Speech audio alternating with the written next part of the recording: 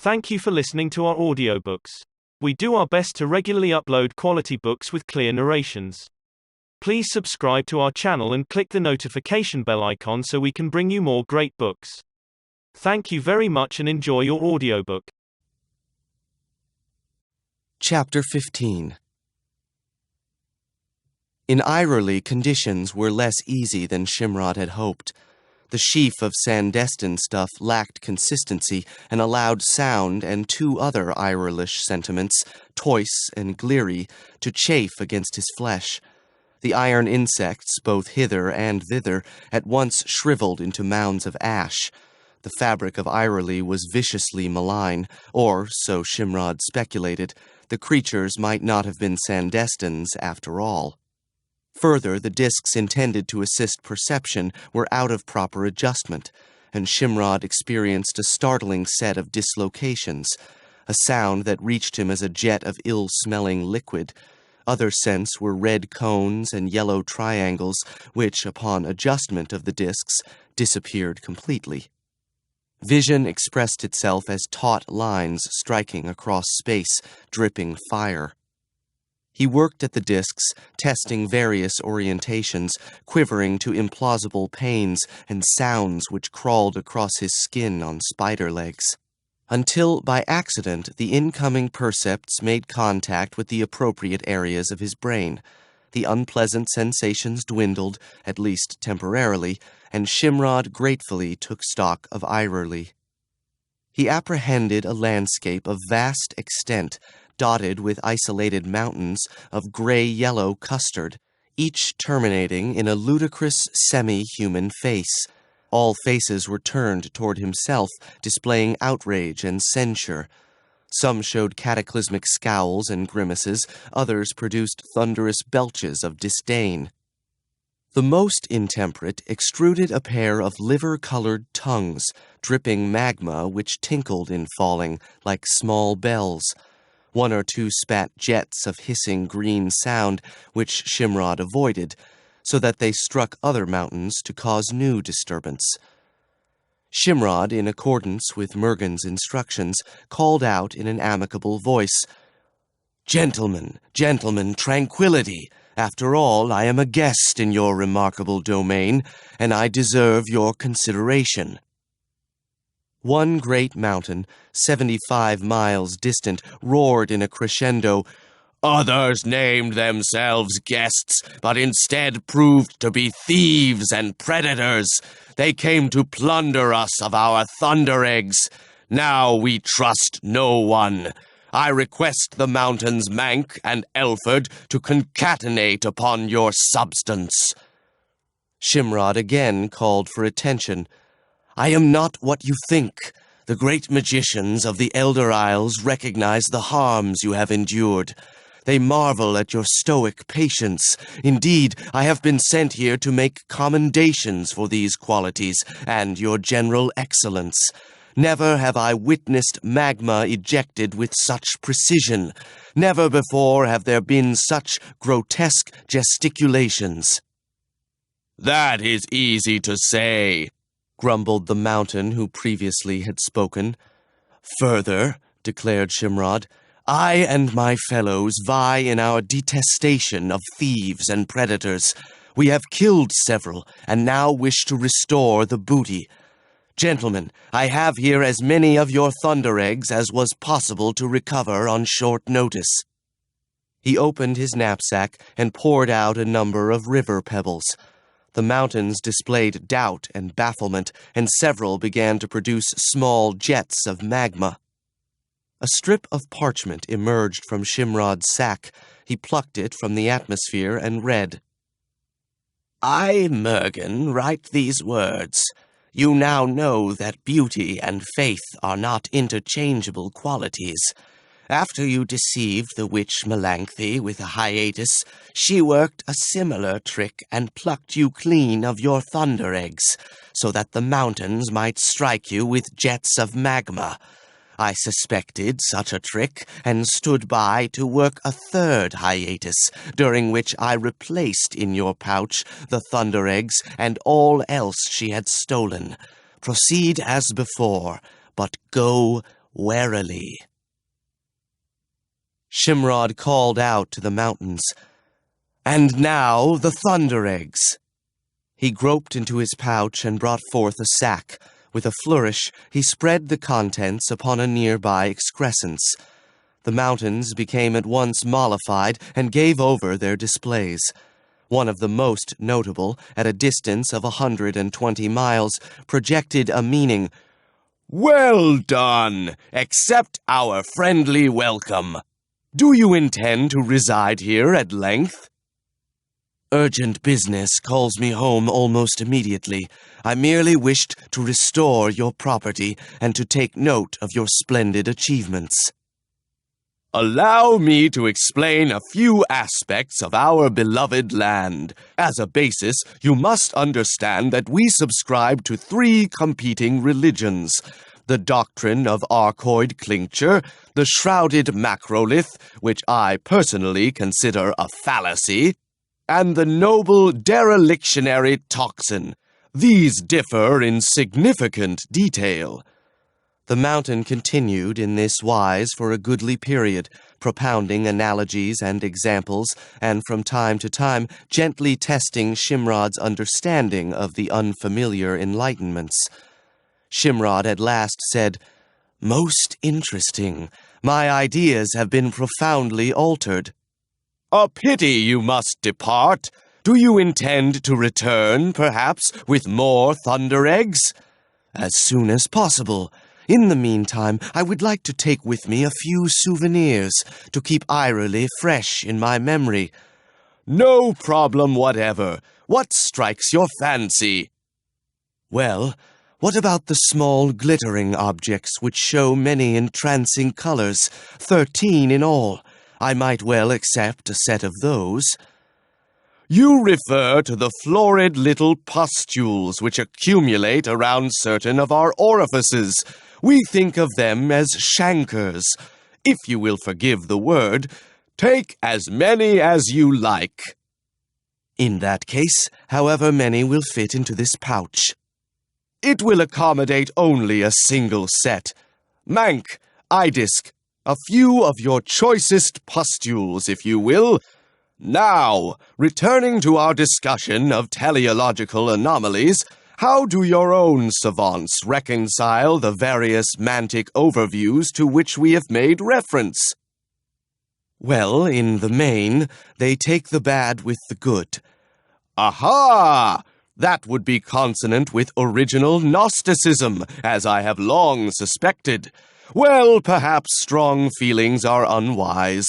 You have packed your keepsakes? Good. Incidentally, how will you return?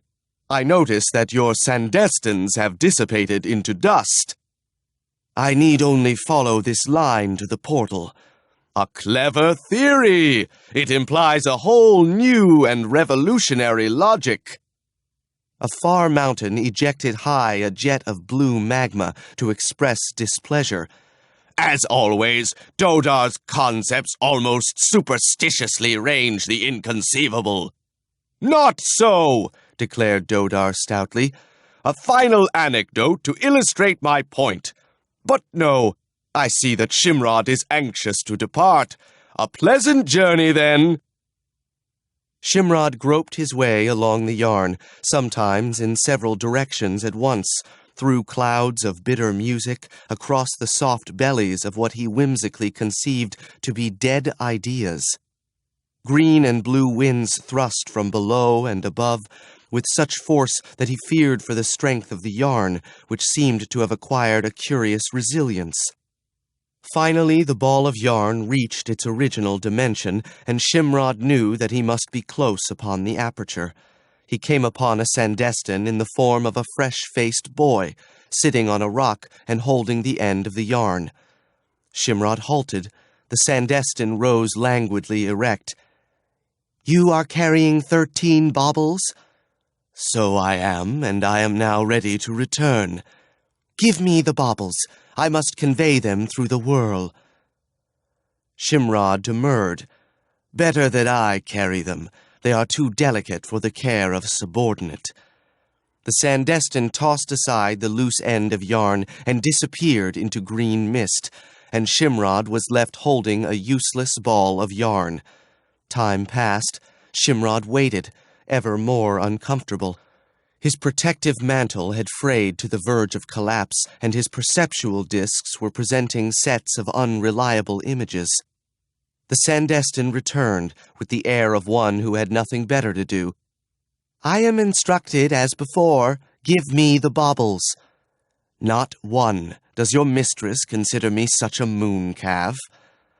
The Sandestin departed into a tangle of green membranes, looking with sardonic finality back over its shoulder. Shimrod sighed. Faithlessness, utter and absolute, had been proved. From his pouch he brought those articles provided by Mergen, a Sandestin of that sort known as a hexamorph, several capsules of gas, and a tile inscribed with the spell of invincible thrust. Shimrod instructed the Sandestin, "Lead me back through the whirl, back to the glade by Twitten's Corner." "The sphincter has been sealed by your enemies. We must go by way of the 5 clefts and a perturbation. Wear gas and prepare to use the spell." Shimrod surrounded himself in gas from one of the bladders. It clung to him like syrup. The Sandestin led him a far way, and eventually allowed him to rest. "Be at your ease. We must wait." Time passed, of a duration Shimrod could not reckon. The Sandestin spoke, "Prepare your spell." Shimrod took the syllables into his mind, and the runes faded from the tile, leaving a blank shard. "Now, speak your spell." Shimrod stood in the glade where he had come with Melanthe. She was nowhere to be seen. The time was late afternoon on a gray, chilly day of late autumn or winter. Clouds hung low over the glade, trees surrounding held up stark branches, marking the sky with black. The face of the bluff no longer showed an iron door. The laughing sun and crying moon on this winter evening was warm and comfortable and almost empty of guests. Hawkshank, the landlord, welcomed Shimrod with a polite smile. "I am happy to see you, sir. I feared that you had suffered a mishap." "Your fears were by and large accurate." "It is no novelty. Each year folks strangely disappear from the fair." Shimrod's garments were torn and the fabric had suffered rot. When he looked in the mirror, he saw haggard cheeks, staring eyes, and skin stained the curious brown of weathered wood. After his supper, he sat brooding by the fire. Melanthe, he reasoned, had sent him into Irely for one of several possible purposes: to acquire the 13 spangled gems, to ensure his death, or both. His death would seem her prime purpose. Otherwise, she might have allowed him to bring out the gems. At the cost of her virtue? Shimrod smiled. She would break her promise as easily as she had broken faith. In the morning, Shimrod paid his score, adjusted the feathers to his new boots, and departed Twitten's Corner. In due course, he arrived at Trilda. The meadow showed dreary and bleak under the lowering clouds. An additional quality of desolation surrounded the manse. Shimrod approached, step by step, then halted to appraise the manse. The door hung ajar. He went forward slowly and entered through the broken door into the parlor, and here he found the corpse of Graffinet, who had been suspended from the ceiling beams by his lank legs and burned over a fire, presumably that he might be forced to reveal the location of Shimrod's treasures. By the look of affairs, Graffinet's tail had first been roasted away, inch by inch, on a brazier. At the last, his head had been lowered into the flames. No doubt, in a hysteria, he had screamed out his knowledge, suffering agonies as much for his own weakness as for the fire he dreaded so much. And then, to silence his raving, someone had split his charred face with a cleaver. Shimrod looked under the hearth, but the gnarled object which represented his store of magical adjuncts was gone. He had expected nothing else. He knew rudimentary skills, a few charlatans' tricks, a clever spell or two. Never a great magician, Shimrod was now barely a magician of any sort. Melanthe. She had given him no more faith than he had given her. Still, he would have brought her no great harm, while she had sealed the portal against him so that he should die in Irely. Melanthe, dire Melanthe, for your crimes you will suffer. I escaped, and so I won, but in that absence caused by you, I lost my possessions, and Graffinet lost his life. You will suffer accordingly. So raved Shimrod as he stalked about the manse. The robbers who had seized upon his absence to pillage Trilda, they also must be captured and punished. Who might they be? The House-Eye, established for just such contingencies, but no, first he would bury Graffinet. And this he did, in a bower behind the manse, along with his friend's small possessions. He finished in the fading light of late afternoon. Returning inside the manse, he set every lamp aglow and built a fire in the fireplace. Still, Trilda seemed bleak. Shimrod brought the house-eye down from the ridge beam and set it on the carved table in the parlor, where, upon stimulus, it recreated what it had observed during Shimrod's absence. The first few days passed without incident. Graffinet zealously discharged his duties, and all was well. Then, during the middle of a languid summer afternoon, the nunciator cried out, "I spy 2 strangers of ilk unknown. They approach from the south." Graffinet hurriedly donned his dress helmet and took up what he considered a posture of authority in the doorway. He called out, "Strangers, be so good as to halt. This is Trilda, manse of the master magician Shimrod, and at the moment under my protection. Since I recognize no business with you, in courtesy, go your way." A voice replied, "We request of you refreshment, a loaf, a bite of cheese, a cup of wine, and we will travel onward." "Come no further. I will bring you food and drink where you stand. Then you must go your way at once. Such are my orders." "Sir Knight, we shall do as you deem proper." Graffinet, flattered, turned away, but was instantly seized and trussed tight with leather straps, and so began the dreadful business of the afternoon. The intruders were 2, a tall, handsome man with the clothes and manners of a gentleman, and his subordinate. The gentleman was of fine and graceful physique. Glossy black hair framed a set of well-shaped features. He wore dark green hunting leathers with a black cape and carried the long sword of a knight. The second robber showed 2 inches less of stature and 6 inches more of girth. His features were compressed, twisted, crumpled together as if smeared. A nutmeg-brown mustache drooped over his mouth. His arms were heavy, his legs were thin and seemed to pain him as he walked, so that he used a careful, mincing gait. It was he who worked mischief upon Graffinet, while the other leaned against a table, drinking wine and offering suggestions. At last the deed was done. Graffinet hung smoking. The involuted box of valuables had been taken from its hiding place. "So far, so good," declared the black-haired knight, "though Shimrod has snarled his treasures into a riddle. Still, we have each done well." It is a happy occasion. I have toiled long and hard. Now I may rest and enjoy my wealth." The knight laughed indulgently. "I rejoice for you. After a lifetime of lopping heads, winding the rack, and twisting noses, you have become a person of substance, perhaps even of social pretension. Will you become a gentleman?" "Not I. My face tells all. Here, it says, stands a thief and a hangman."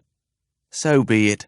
Good trades both, and alas for my sore knees that bar me from either." "A pity. Such skills as yours are rare." "In all truth, I've lost my taste for gut-cutting by firelight, and as for thieving, My poor sore knees are no longer fit for the trade. They bend both ways and snap aloud. Still, I won't deny myself a bit of purse-slitting and picking of pockets for amusement's sake." "So where will you go for your new career?" "I'll be away to Doubt, and there I'll follow the fairs, and perhaps I'll become a Christian. If you need me, leave word in Avalon at the place I mentioned." Shimrod flew on feathered feet to Swur Smod. A proclamation hung on the door. "The land is uneasy and the future is uncertain. Mergen must give over his ease that he may solve the problems of doom. To those who have come as visitors, he regrets his absence. Friends and persons in need may take shelter, but my protection is not guaranteed. To those who intend harm, I need say nothing. They already know." Shimrod indited a message which he left on the table of the main hall. "There is little to say other than that I have come and gone. On my travel, affairs went according to plan, but there were losses at Trilda. I will return, so I hope, within the year, or as soon as justice has been done. I leave in your care the gems of 13 colors." He ate from Mergen's larder and slept on a couch in the hall. In the morning, he dressed in the costume of a wandering musician. A green brimless cap pointed at the front with a panache of owl's feathers, tight trousers of green twill, a blue tunic, and a nut-brown cape. On the great table he found a silver penny, a dagger, and a small 6-stringed cadensis of unusual shape, which almost of its own accord produced lively tunes. Shimrod pocketed the coin, tucked the dagger into his girdle, slung the cadensis over his shoulder. Then, departing Swur Smod, he set off across the forest of Tontraval toward Dehout. Chapter 16. In a bell-shaped cell 14 feet in diameter and 70 feet underground, days were differentiated by the most trivial circumstances: the drip of rain, the glimpse of blue sky, an extra crust in the rations. Eyeless recorded the passage of days by placing pebbles on a ledge. Each 10 pebbles in the unit area yielded a single pebble in the 10 area. On the day after 9 tens and 9 units, Eyeless placed a single pebble in the 100 area. He was fed a loaf of bread, a jug of water, and either a bundle of carrots or turnips, or a head of cabbage, every 3 days by means of a basket lowered from above. Eyeless often wondered how long he would live. At first he lay inert in apathy. At last, with vast effort, he forced himself to exercise, pushing, pulling, jumping, tumbling. As his muscular tone returned, so rose his morale. Escape, not impossible, but how? He tried scratching handholds into the stone wall. The proportions and cross-section of the cell guaranteed failure for this approach. He tried to lift the stones of the floor, that he might pile them and so reach the shaft, but the joints were too tight and the blocks too heavy. Another program he was forced to discard. The days passed, one by one, and the months. In the garden the days and months also passed, and Suldrun swelled with the child conceived by Eyeless and herself. King Casimir had forbidden the garden to all but a deaf-mute kitchen-maid. Brother Umfred, however, considered himself a priest of the cloth, exempt from the ban, and visited Suldrun after about 3 months. Hoping for news, Suldrun tolerated his presence, but Brother Umfred could tell her nothing. He suspected that Eyeless had felt the full weight of King Casimir's wrath, and since this was also Suldrun's belief, she put no more questions.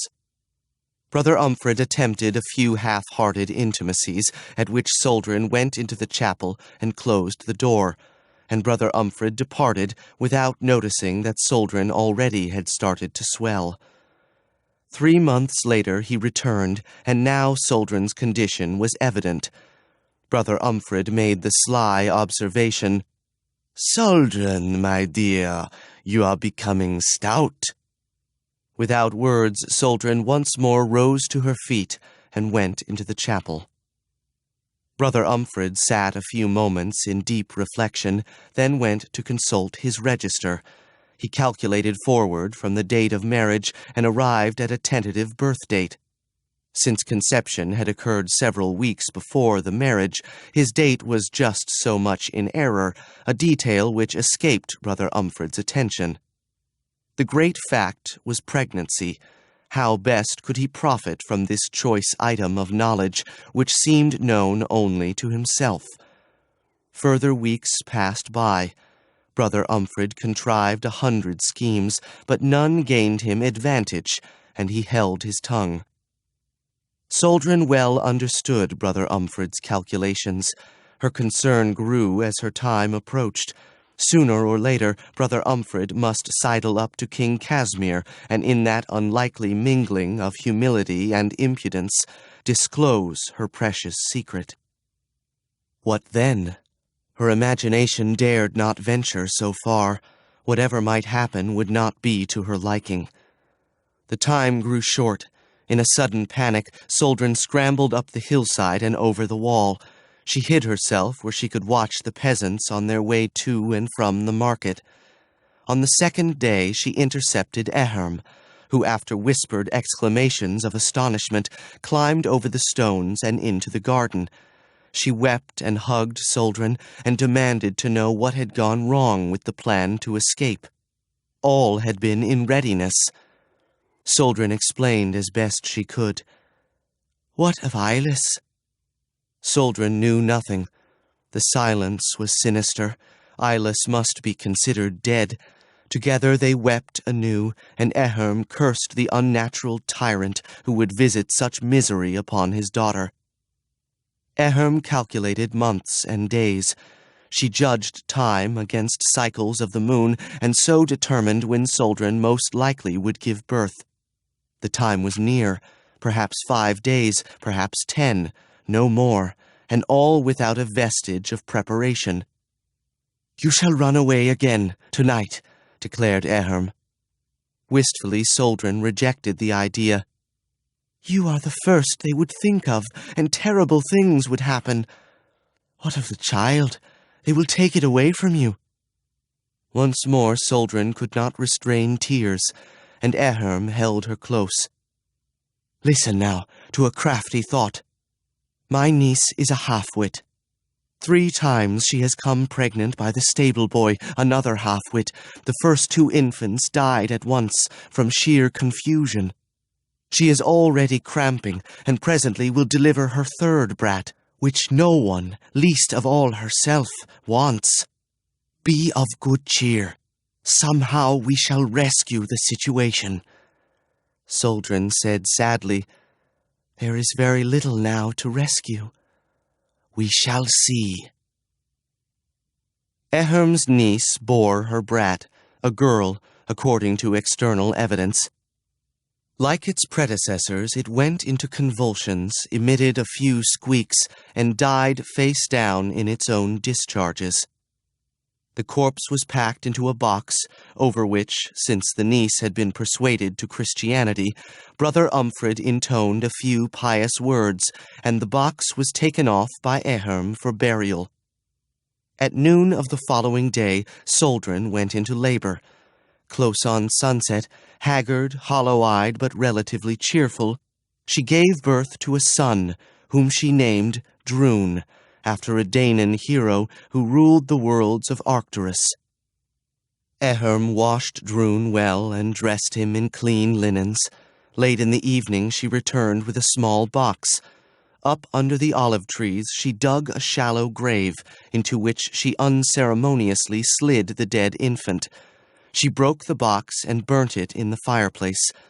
Suldrun lay on her couch, watching with big eyes. Eherm waited until the flames died low and the baby slept. "Now I must leave. I will not tell you where Drun will go, so that in all cases he will be safe from Casimir.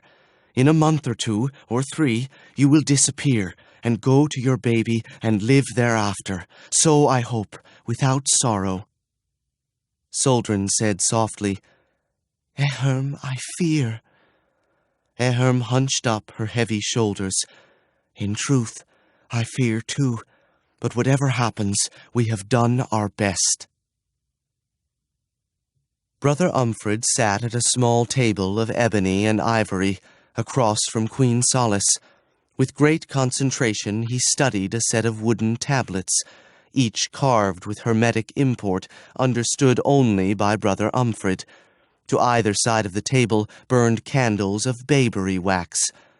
Brother Umfred leaned forward as if in astonishment. "Can it be? Another child born into the royal family?"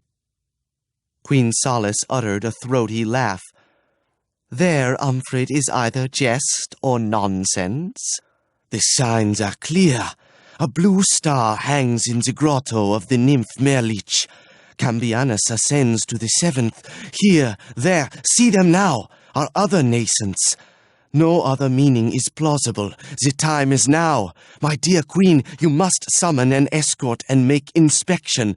Let your wisdom be the test." "Inspection? Do you mean—" Solace's voice trailed off into surmise. "I know only what the tablets tell me." Solace heaved herself to her feet and summoned ladies from the adjoining parlor. "Come, whim is on me to walk out of doors." The group, chattering, laughing, and complaining of the untoward exercise, marched up the arcade, sidled through the postern, and picked their way down through the rocks to the chapel. Suldrun appeared. Immediately she knew why they had come. Queen Solace gave her a critical inspection. "Suldrun, what is all this nonsense?" "What nonsense, royal mother?" "That you are pregnant with child. I see that this is not so, for which I give thanks. Priest, your tablets have deceived you." "Madam, the tablets are seldom wrong." "But you can see for yourself." Brother Umfred frowned and pulled at his chin. "She is not now pregnant, so it would seem." Queen Solace stared at him a moment, then swept to the chapel and looked within. "There is no child here." "Then it would seem to be elsewhere." Now, exasperated, Queen Solace swung upon Suldrun. "Once and for all, let us have the truth of this." Brother Umfred added thoughtfully, "If collusion exists, it can easily be discovered." Suldrun turned Brother Umfred a glance of contempt. "I gave birth to a daughter. She opened her eyes on the world. She saw the cruelty in which life must be lived, and closed her eyes again. I buried her yonder in great sorrow." Queen Solace made a gesture of frustration and signaled a page boy. "Fetch the king. This is a matter for his attention, not mine. I would never have pent the girl here in the first place." King Casimir arrived, already in a foul humor, which he masked behind a face of somber impassivity. King Casimir stared at Suldrun. "What are the facts?" "I bore a child. She died." Desmi's prediction in regard to Suldrun's firstborn son jerked to the forefront of Casimir's mind. Girl, a girl. For Suldrun, deception was difficult. She nodded. "I buried her on the hillside." King Casimir looked around the circle of faces and pointed to Umfred. "You, priest, with your dainty marriages and mincing cant, you are the man for this job. Bring hither the corpse." Boiling with fury he could not express, Brother Umfred humbly bowed his head and went to the grave. In the final rays of afternoon, he pulled aside the black mold with delicate white hands. A foot below the surface, he found the linen cloth in which the dead infant had been wrapped. As he dug away the dirt, the cloth fell open to reveal the head. Brother Umfred paused in his digging. Through his mind passed a swift set of images and echoes of past confrontations. The images and echoes broke and vanished. He lifted the dead infant in its cloth and carried it to the chapel and placed it before King Casimir. For an instant Brother Umfred looked toward Suldrun and met her gaze, and in that single glance conveyed to her all the bitter hurt her remarks across the years had done to him. "Sire," said the priest, "here is the corpse of a female infant. It is not Suldrun's child. I performed the final rites over this child 3 or 4 days ago. It is the bastard of one Megwith, by the groom Rolf." King Casimir uttered a terse bark of laughter. "And I was so to be deceived?" He looked toward his entourage and pointed to a sergeant. "Take priest and corpse to the mother and learn the truth of this matter. If the infants have been transferred, bring with you the living child." The visitors departed the garden, leaving Suldrun alone in the light of a waxing moon. The sergeant, with Brother Umfred, visited Megwith, who gave quick information that the corpse had been given into the care of Eherm for burial. The sergeant returned to Hadion, not only with Megwith, but also Eherm. Eherm spoke humbly to King Casimir. "Sire, if I have done wrong, be sure that my reason was only love for your blessed daughter, the Princess Suldrun, who does not deserve the woe of her life." King Casimir lowered his eyelids. "Woman, are you declaring that my judgment in regard to the disobedient Suldrun is incorrect?" "Sire, I speak not from disrespect, but from faith that you wish to hear truth from your subjects. I do believe that you were far too harsh on the poor bit of a girl. I beg you to let her live a happy life with her own child and all. She will thank you for the mercy, as will I and all your subjects, for she has in her entire life never done a wrong." The room was silent. Everyone furtively watched King Casimir, who in his turn pondered. The woman, of course, was right, thought Casimir. Now to show mercy was equivalent to the admission that he had indeed dealt harshly with his daughter. He could discern no graceful retreat. With mercy impractical, he could only reaffirm his previous position. "Eherm, your loyalty is commendable. I can only wish that my daughter had given me a similar service. I will not here and now review her case, nor explain the apparent severity of her punishment, save to state that as a royal princess, her first duty is to the kingdom. We will discuss this matter no longer. I now refer to that child born by Princess Suldrun in what seems to have been lawful wedlock, which makes the child legitimate, hence a subject for my dutiful concern. I must now ask the seneschal to send you out with a suitable escort, that we may have the child here at Hadion, where it belongs." Eherm blinked indecisively. "May I ask, sire, without giving offense, what of Princess Suldrun, since the child is hers?" Again King Casimir pondered his reply. Again he spoke gently. "You are properly steadfast in your concern for the errant princess. First, as to the marriage, I now declare it void, null, and contrary to the interests of the state, though the child can only be considered legitimate. As for Princess Suldrun, I will go so far. If she submissively declares her wrongdoing, if she will affirm an intent to act henceforth in full obedience to my orders, she may return to Hadion and assume the condition of mother to her child. But first and immediately we shall fetch the child."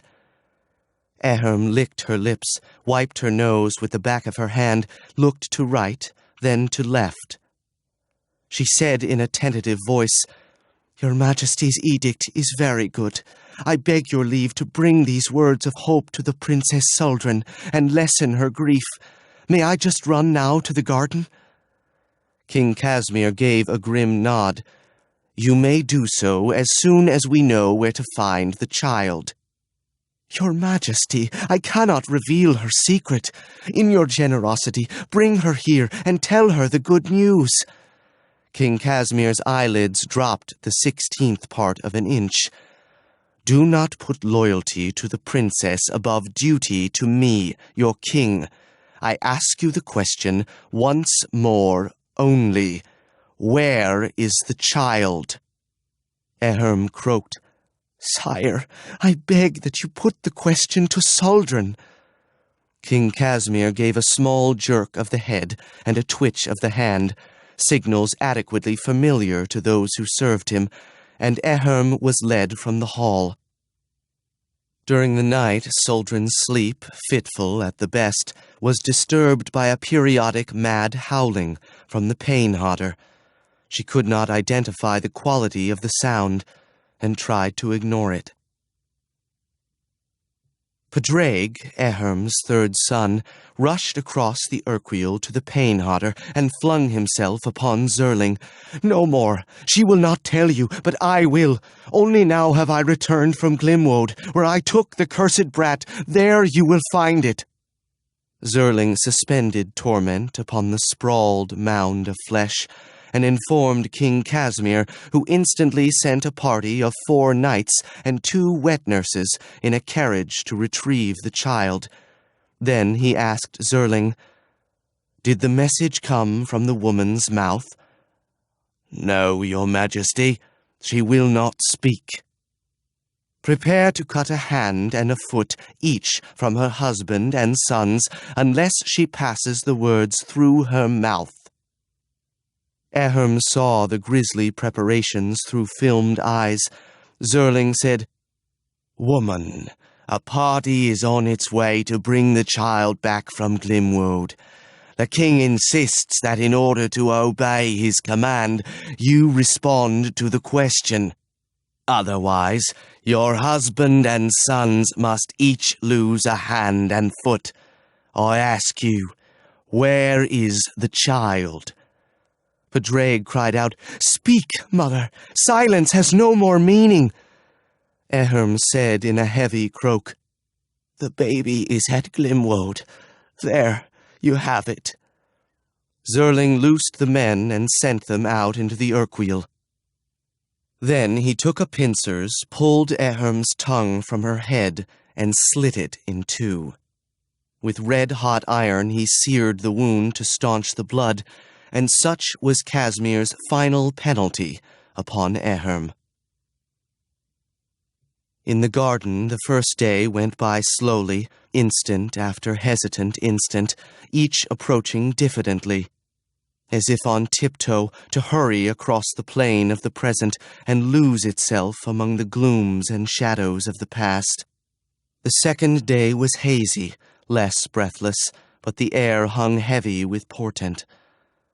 The third day, still hazy, seemed sluggish and drained of sensibility, yet somehow innocent and sweet, as if ready for renewal. On this day, Suldrun went slowly about the garden, pausing at times to touch the trunk of a tree or the face of a stone. With head bent, she walked the length of her beach, and only once paused to look to see. Then she climbed the path to sit among the ruins. The afternoon passed, a golden dreaming time, and the stone cliffs encompassed the whole of the universe. The sun sank softly and quietly. Suldrun nodded pensively, as if here were elucidation of an uncertainty, though tears coursed down her cheeks. The stars appeared. Suldrun descended to the old lime tree, and in the dim light of the stars, she hanged herself. The moon, rising over the ridge, shone on a limp form and a sad, sweet face, already preoccupied with her new knowledge. Chapter 17. At the bottom of the oubliette, Eyeless no longer considered himself alone. With great patience he had arranged along one wall 12 skeletons. In days long past, when each of the individuals so represented had walked his term of days as a man, and at the end as a prisoner, each had scratched his name, and often a motto, into the rock wall, 12 names to match 12 skeletons. There had been no rescues, pardons, or escapes. Such seemed to be the message of the correspondence. Eyeless started to inscribe his own name, using the edge of a buckle. Then, in a spasm of anger, he desisted. Such an act meant resignation, and presaged the 13th skeleton. Eyeless confronted his new friends. To each he had assigned one of the names, possibly without accuracy. Still, Eyeless told the group, a name is a name, and were one of you to address me incorrectly, I would take no offense. He called his new friends to order. Gentlemen, we sit in conclave to share our collective wisdom and to ratify a common policy. There are no rules of order. Let spontaneity serve us all, within the limits of decorum. Our general topic is escape.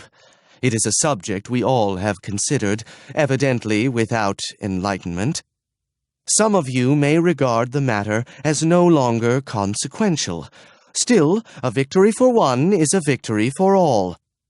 Let us define the problem. Simply stated, it is the act of ascending the shaft from here to the surface.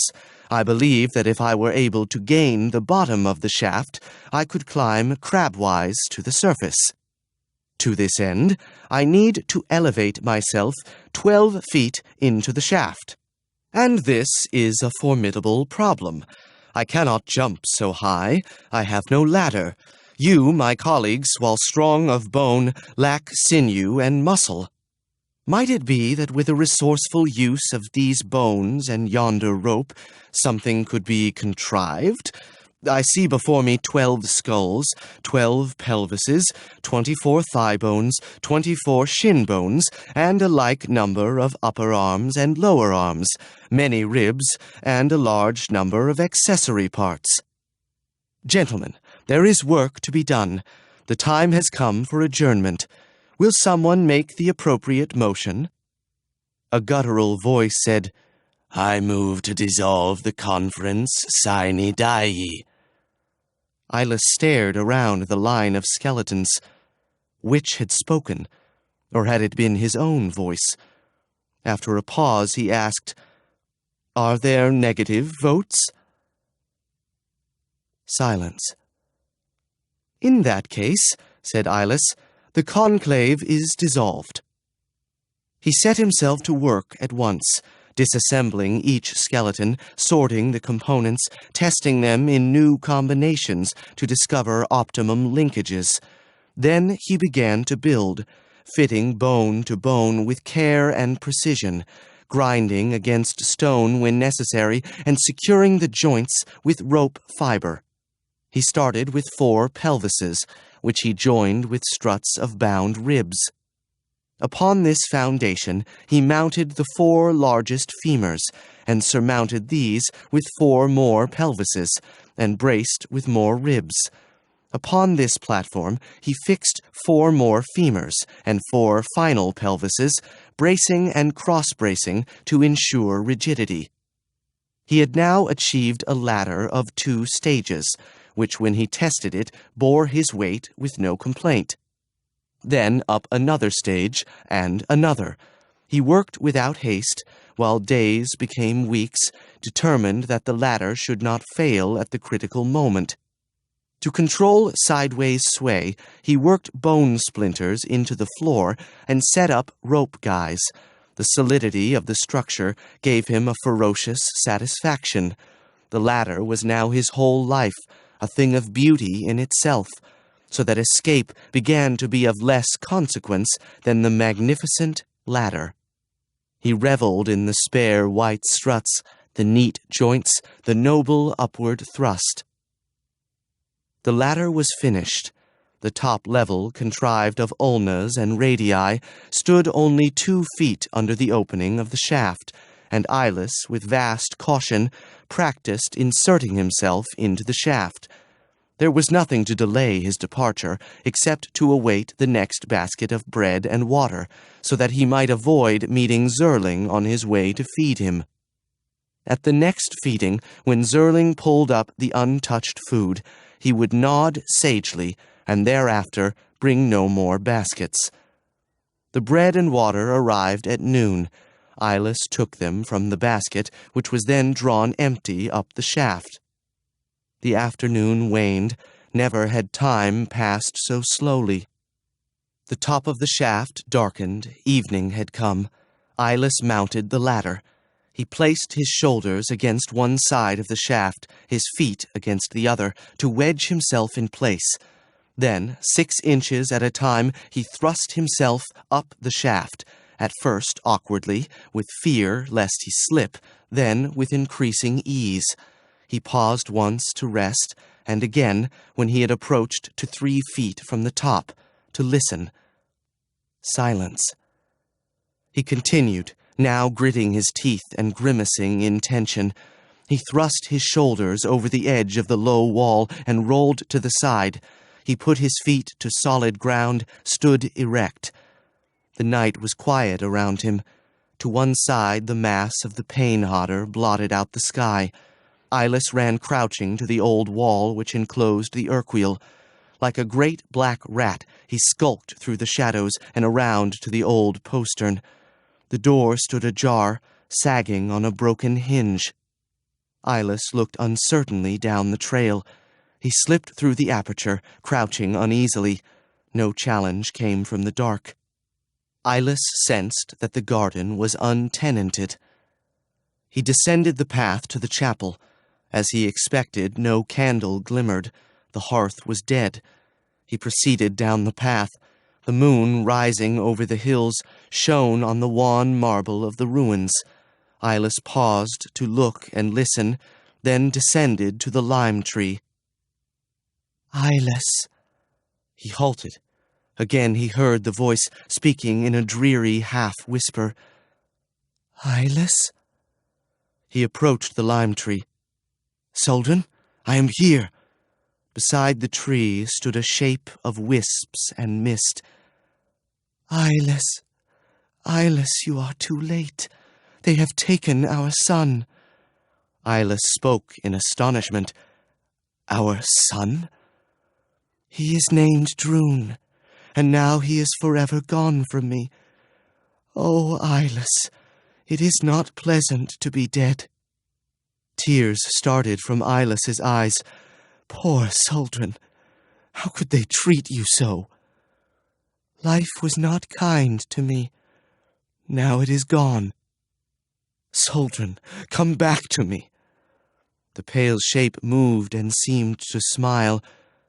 No, I am cold and dank. Are you not afraid? I will never be afraid again.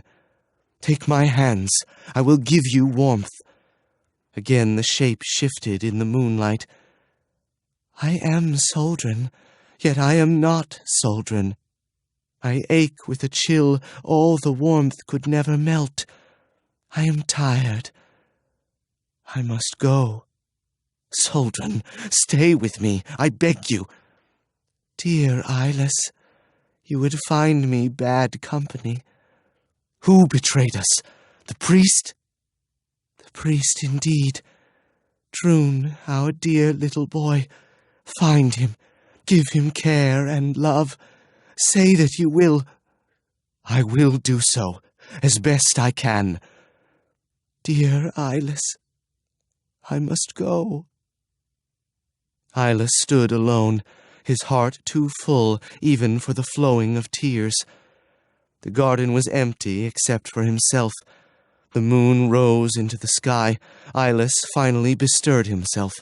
He dug under the roots of the lime tree and brought out Priscillian the mirror and the pouch with the coins and gems from Suldrun's chamber. He spent the rest of the night in the grass under the olive trees. At dawn he scaled the rocks and hid in the undergrowth beside the road. A band of beggars and pilgrims came from the direction of Cursulot, east along the coast. Ilas joined them, and so came down into Lyonesse town. Recognition? He feared it not at all. Who could know this haggard, grey-faced wretch for Prince Ilas of Trosinet?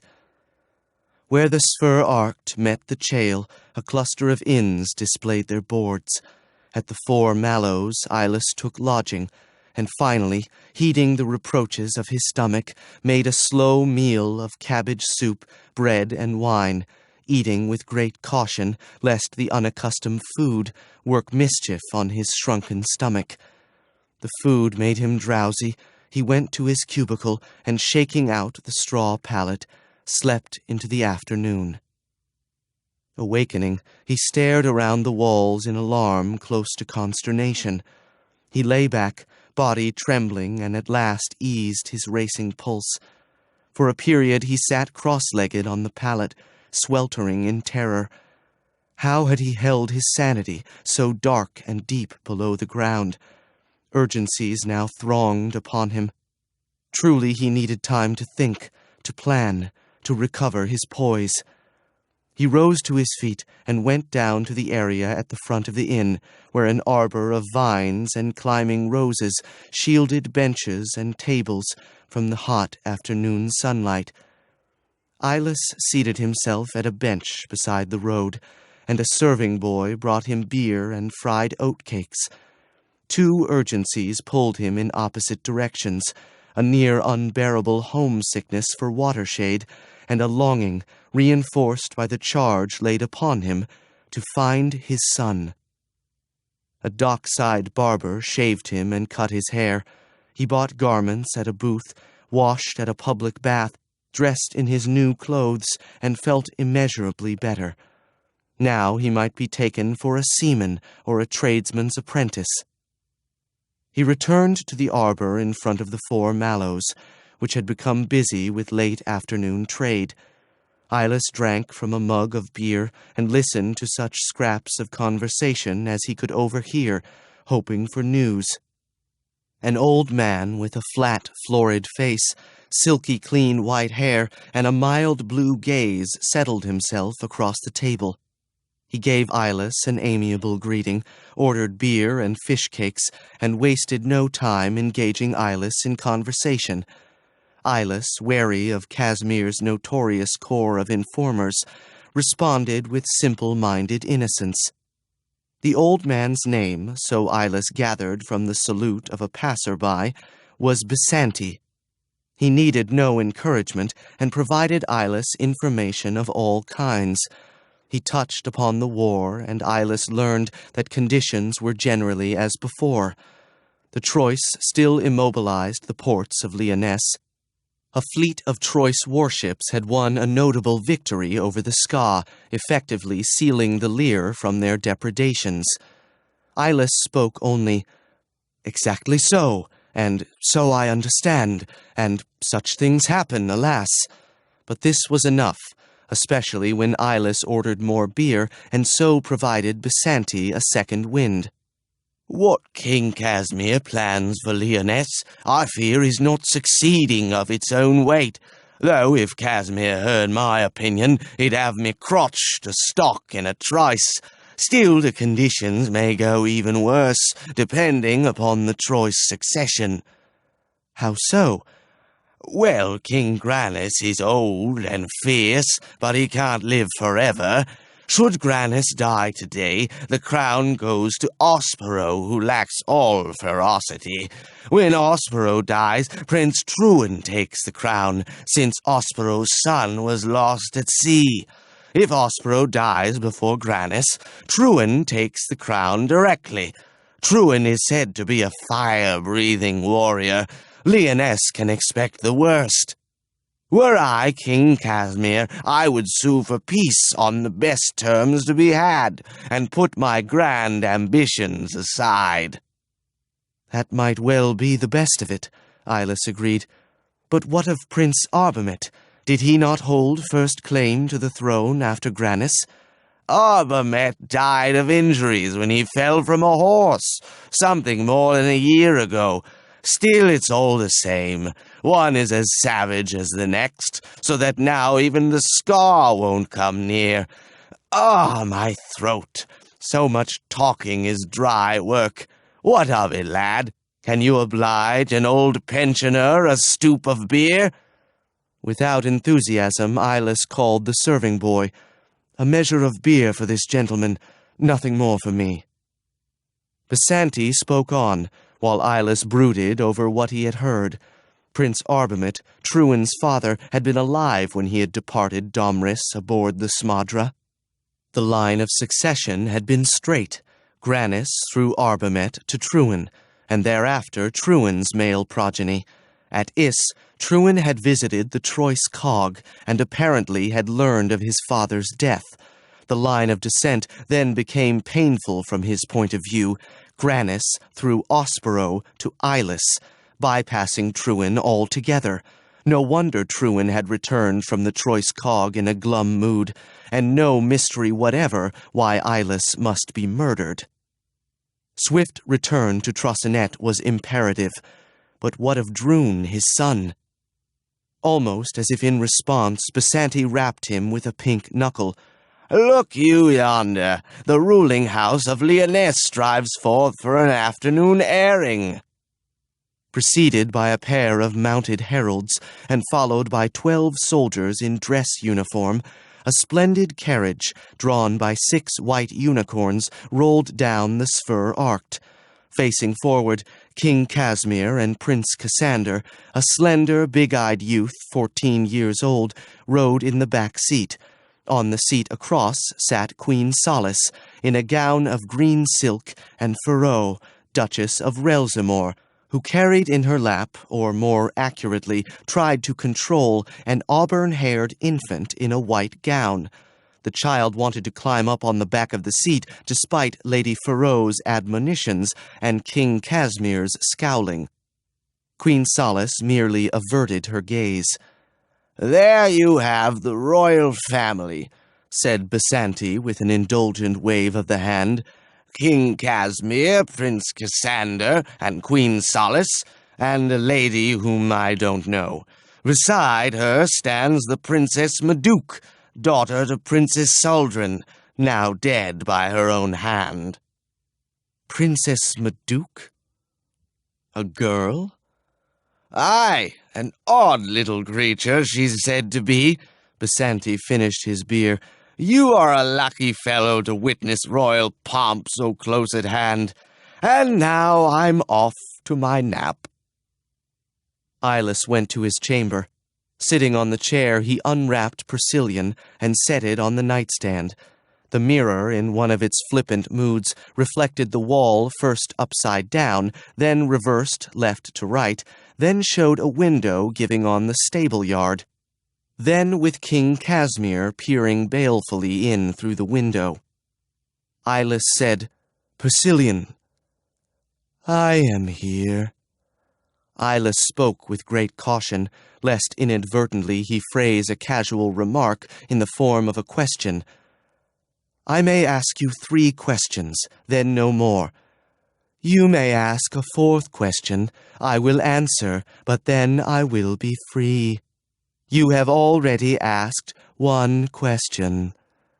Ilas spoke carefully. "I want to find my son Droon, take him into my custody, then return with him quickly and safely to Trosinet. Tell me how best to do this. You must put your requirements in the form of a question. How can I do as I described? That is essentially 3 questions." "Very well," said Ilas. "Tell me how to find my son." "Ask Ahem." "Only that?" cried Ilas. 2 words and no more?"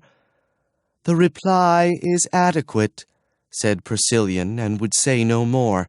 Ilas wrapped the mirror in a cloth and tucked it under the straw pallet. The time was late afternoon. Ilas strolled out along the chail, brooding upon what he had learned. At the shop of a Moorish goldsmith, he offered for sale a pair of Suldrun's emeralds, each the size of a pea. The Moor examined the gems in turn, using a magnifying lens of a sort strange and new. Completing his appraisal, he spoke in a studiously flat voice. These are excellent gems. I will pay 100 silver florins for each, approximately half their worth. That is my first, last, and only offer. Done, said Eyeless. The Moor laid out gold and silver coins, which Eyeless swept into his pouch, then departed the shop. At sunset, Eyeless returned to the Four Mallows, where he supped upon fried fish, bread, and wine. He slept soundly, and when he awoke, the oubliette seemed a bad dream. He took breakfast, paid his account, slung the parcel containing Persilian over his shoulder, and set out along the shore road south. By a route remembered from what seemed a previous existence, he tramped to the farmstead where Eherm made her home. As before, he halted by the hedge and took stock of the surroundings. As before, men and boys worked hay. In the kitchen garden, a stocky old crone hobbled among the cabbages, cutting weeds with a hoe. As Eyeless watched, 3 small pigs escaped from the sty and trotted briskly into the turnip patch. The crone gave a peculiar warbling scream, and a small girl ran from the cottage to chase the pigs, who darted everywhere except toward the sty. The girl ran panting past the gate. Eyeless stopped her. "Would you tell Eherm that someone at the gate wishes to speak to her?" The girl looked him up and down in hostility and distrust. She called out to the old woman, who weeded the cabbages, then resumed her pursuit of the pigs, in which she now was joined by a small black dog. The old woman hobbled toward the gate.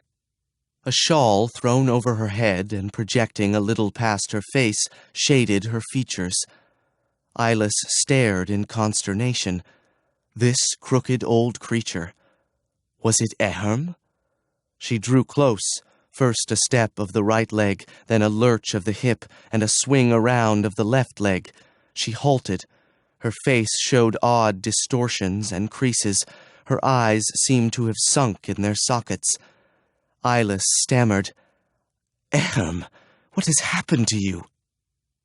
Eherm opened her mouth and produced a set of warbling vocables, none intelligible to Eyeless. She made a sign of frustration and called the girl, who came to stand beside her.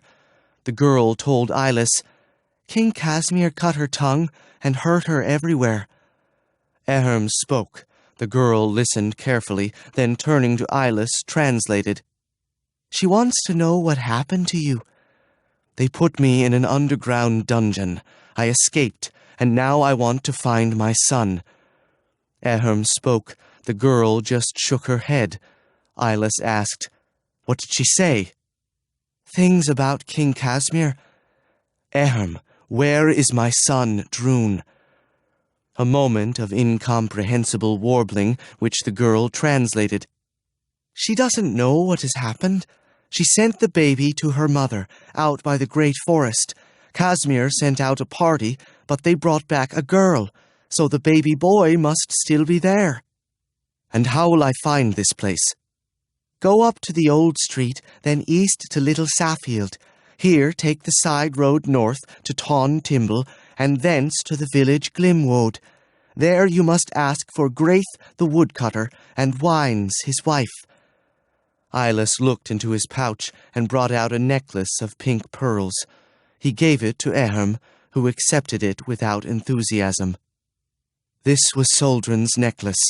When I reach Trossenet, I will send for you, and you will live out your years in comfort and as much content as may be possible." Eherm produced a low, quacking sound. "She says that it is kind of you to make the offer, but that she does not know if the men would wish to leave their land." "We will settle such affairs later. Here I am only Eyeless the vagabond, and I have nothing to give except my gratitude." "So it may be." Late in the day, Eyeless arrived at Little Saffield, a market town beside the river Timble, built all of ochre-grey country stone. At the center of town, Ilus found the Black Ox Inn, where he took lodging for the night.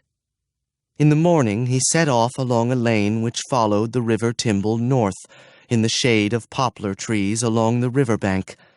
Crows soared over the fields, notifying all who would listen of his presence. Sunlight burnt through the early mist and warmed his face. Already he was losing the haunted pallor of his captivity. As he walked, an odd thought passed through his mind. Someday I must return and visit my 12 good friends. He uttered a grim sound. What an idea! Return into the dark hole? Never. He calculated. Today Zerling would drop the bucket with his rations. The bread and water would remain in the basket, and the poor underground wight would be deemed dead. Zerling might perhaps report as much to King Casimir. How would the king react to the news? An indifferent shrug? A twitch of curiosity as to the father of his daughter's child? Ilus smiled a thin, hard smile, and for a space amused himself with possible directions of the future. The landscape to the north ended at a dark loom across the northern horizon, the forest of Tantreval. As Ilus approached, the countryside altered to become ever more thoroughly steeped in time. Colors seemed richer and heavier, shadows were more emphatic and showed curious colors of their own.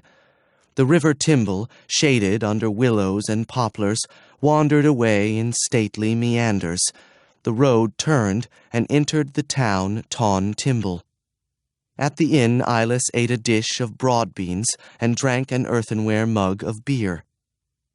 The way to Glimwoad led across the meadows, ever closer to the gloom of the forest, sometimes skirting the verge, sometimes passing under outlying copses.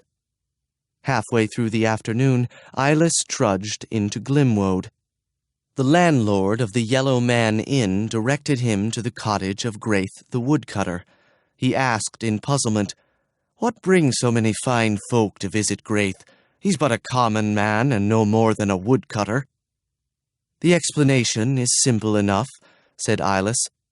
"Certain grand folk at Lyonesse town wanted a child brought up quietly, if you get my meaning, and then they changed their minds." "Ah!" The landlord laid a sly finger alongside his nose. "Now it's clear. Still a far way just to veil an indiscretion." "Bah! One cannot judge the highborn by sensible standards." "That is a basic truth," declared the landlord. "They live with their heads above the clouds. Well then, you know the way. Don't stray into the woods, especially after nightfall. You might find things you weren't seeking. In all likelihood, I'll be back before sunset. Will you have a bed for me?" "Aye, if nothing better, you'll have a pallet in the loft." Ilus departed the inn, and in due course found the cottage of Graith and Wines. A small 2-room hut built of stone and timber, with a thatched roof, at the very edge of the forest. A spare old man with a white beard worked to split a log with maul and wedges. A stocky woman in a homespun smock and shawl tilled the garden. At Ilus's approach, both drew erect and in silence watched him come. Ilus halted in the dooryard and waited while the man and woman slowly approached. "You are Graith and Wines?" asked Ilus. The man gave his head a terse nod. "Who are you? What do you want?" "Your daughter Eherm sent me here." The two stood, watching him, still as statues. Ilus sensed the psychic reek of fear. He said, "I haven't come to trouble you. Quite the contrary. I am Suldrun's husband, and the father of our child. It was a boy named Drun. Eherm sent him here. King Casimir's soldiers brought back a girl named Maduk. So then, where is my son, Drun?" Wines began to wail. Graith held up his hand. "Quiet, woman. We have done no wrong. Fellow, whatever your name, the affair is one we are done with. Our daughter suffered a great anguish. We despise with all our hatred those persons who brought her pain. King Casimir took the child. There is no more to say. Only this. Casimir locked me in a deep dungeon from which I have only just escaped. He is my enemy no less than yours, as someday he will learn. I ask for what is my right. Give me my boy, or tell me where to find him. This is nothing to us, cried Wines. We are old. We survive from day to day. When our horse dies, how will we take our wood to the village? Some winter soon we shall starve. Eyeless reached into his pocket and brought out another of Suldrun's possessions, a wristband of gold set with garnets and rubies. To this he added a pair of gold crowns. Now, I can help you only this much, but at least you need not fear starvation. Now tell me of my son. Wines hesitantly took the gold. Very well, I shall tell you of your son. Graith went into the forest to cut faggots. I carried the baby in a basket and set it on the ground while I gathered mushrooms. Alas, we were close by Madling Meadow, and the fairies of Thripsy She worked a mischief. They took the boy and left a fairy child in the basket. I noticed nothing till I reached to take the baby, and it bit me. Then I looked and saw the red-haired girl brat, and I knew that the fairies had been at work.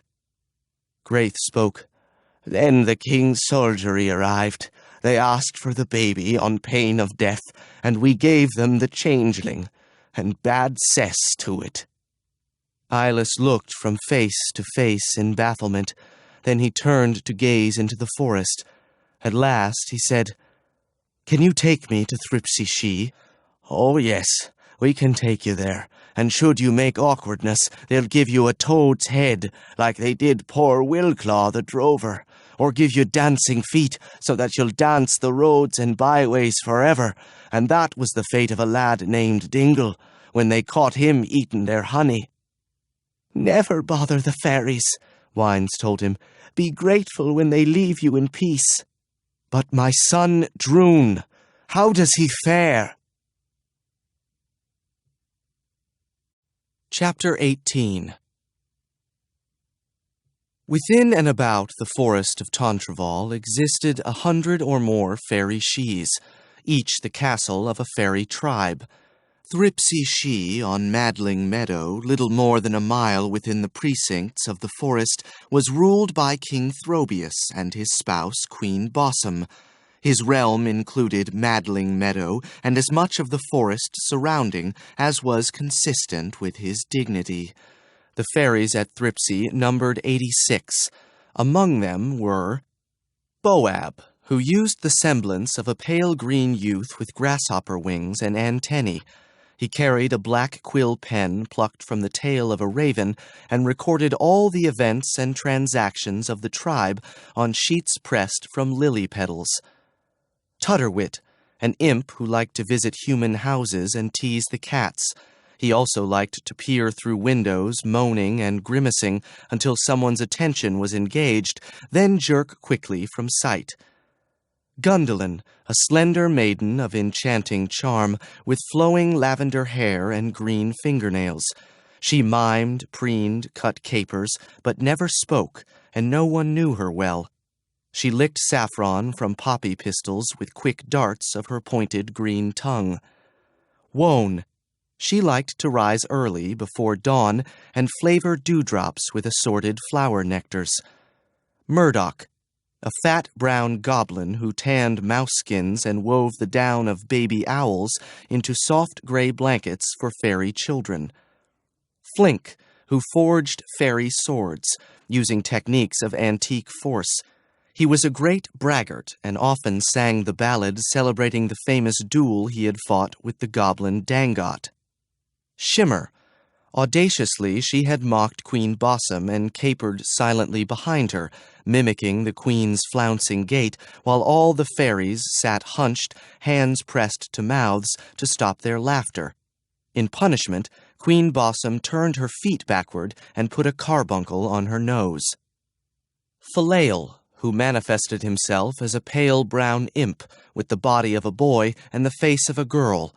Falael was incessantly mischievous, and when villagers came to the forest to gather berries and nuts, it was usually Falael who caused their nuts to explode and transformed their strawberries to toads and beetles.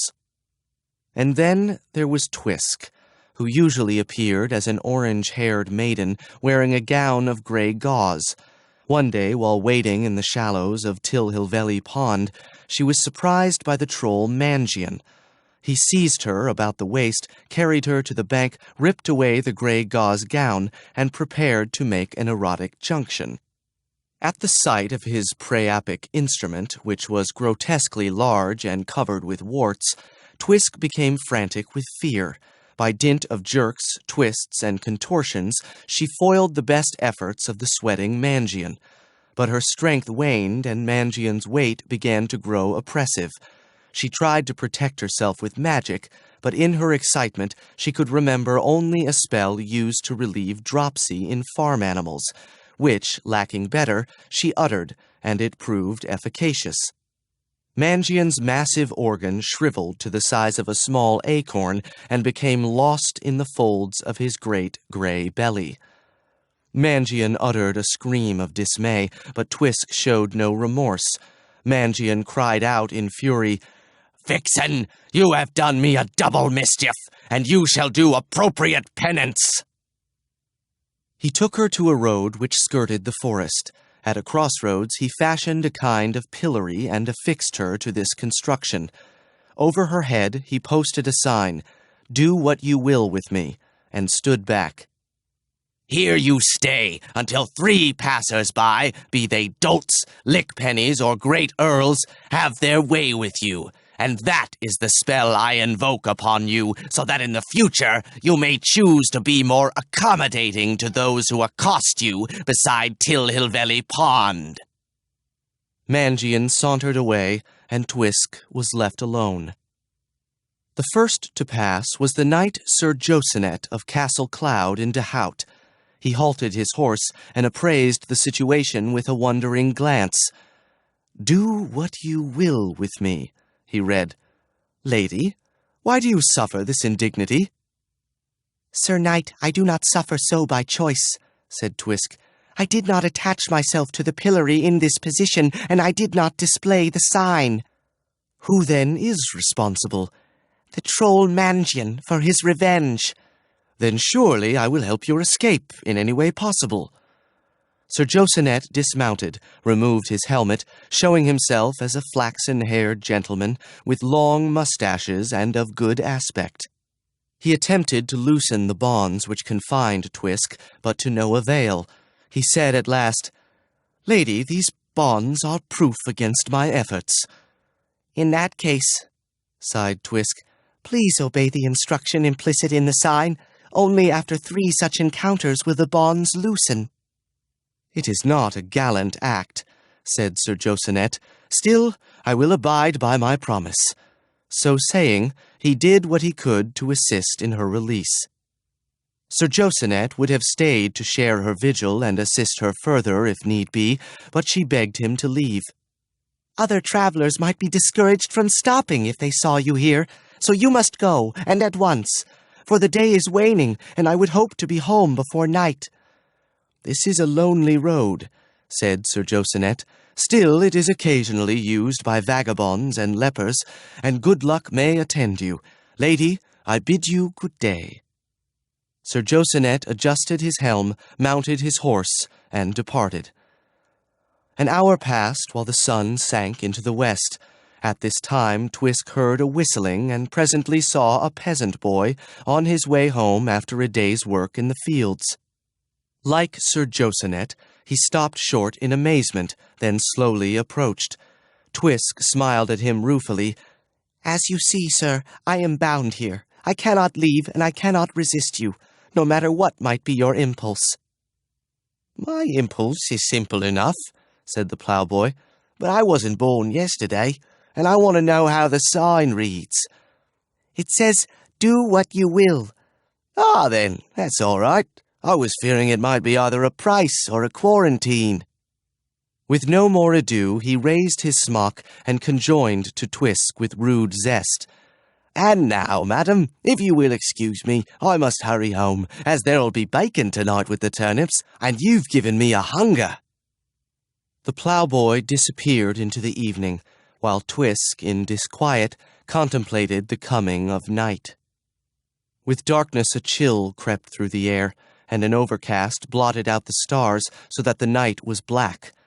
Twisk huddled, shivering and miserable, and listened to the sounds of the night with fearful attention. The hours passed slowly. At midnight, Twisk heard a soft sound, the pad of slow footsteps along the road. The footsteps halted, and something which could see through the dark paused to inspect her.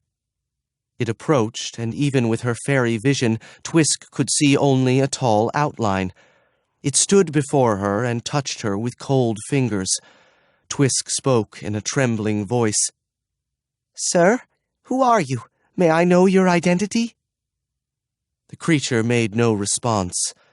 In tremulous terror, Twisk held out her hand and felt a garment, like a cloak, which when disturbed wafted forth an unsettling odor.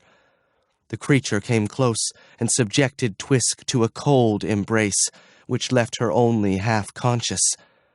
The creature departed along the road, and Twisk fell to the ground, soiled but free. She ran through the dark toward Thripsy She. The clouds broke, starlight helped her on her way, and so she arrived home.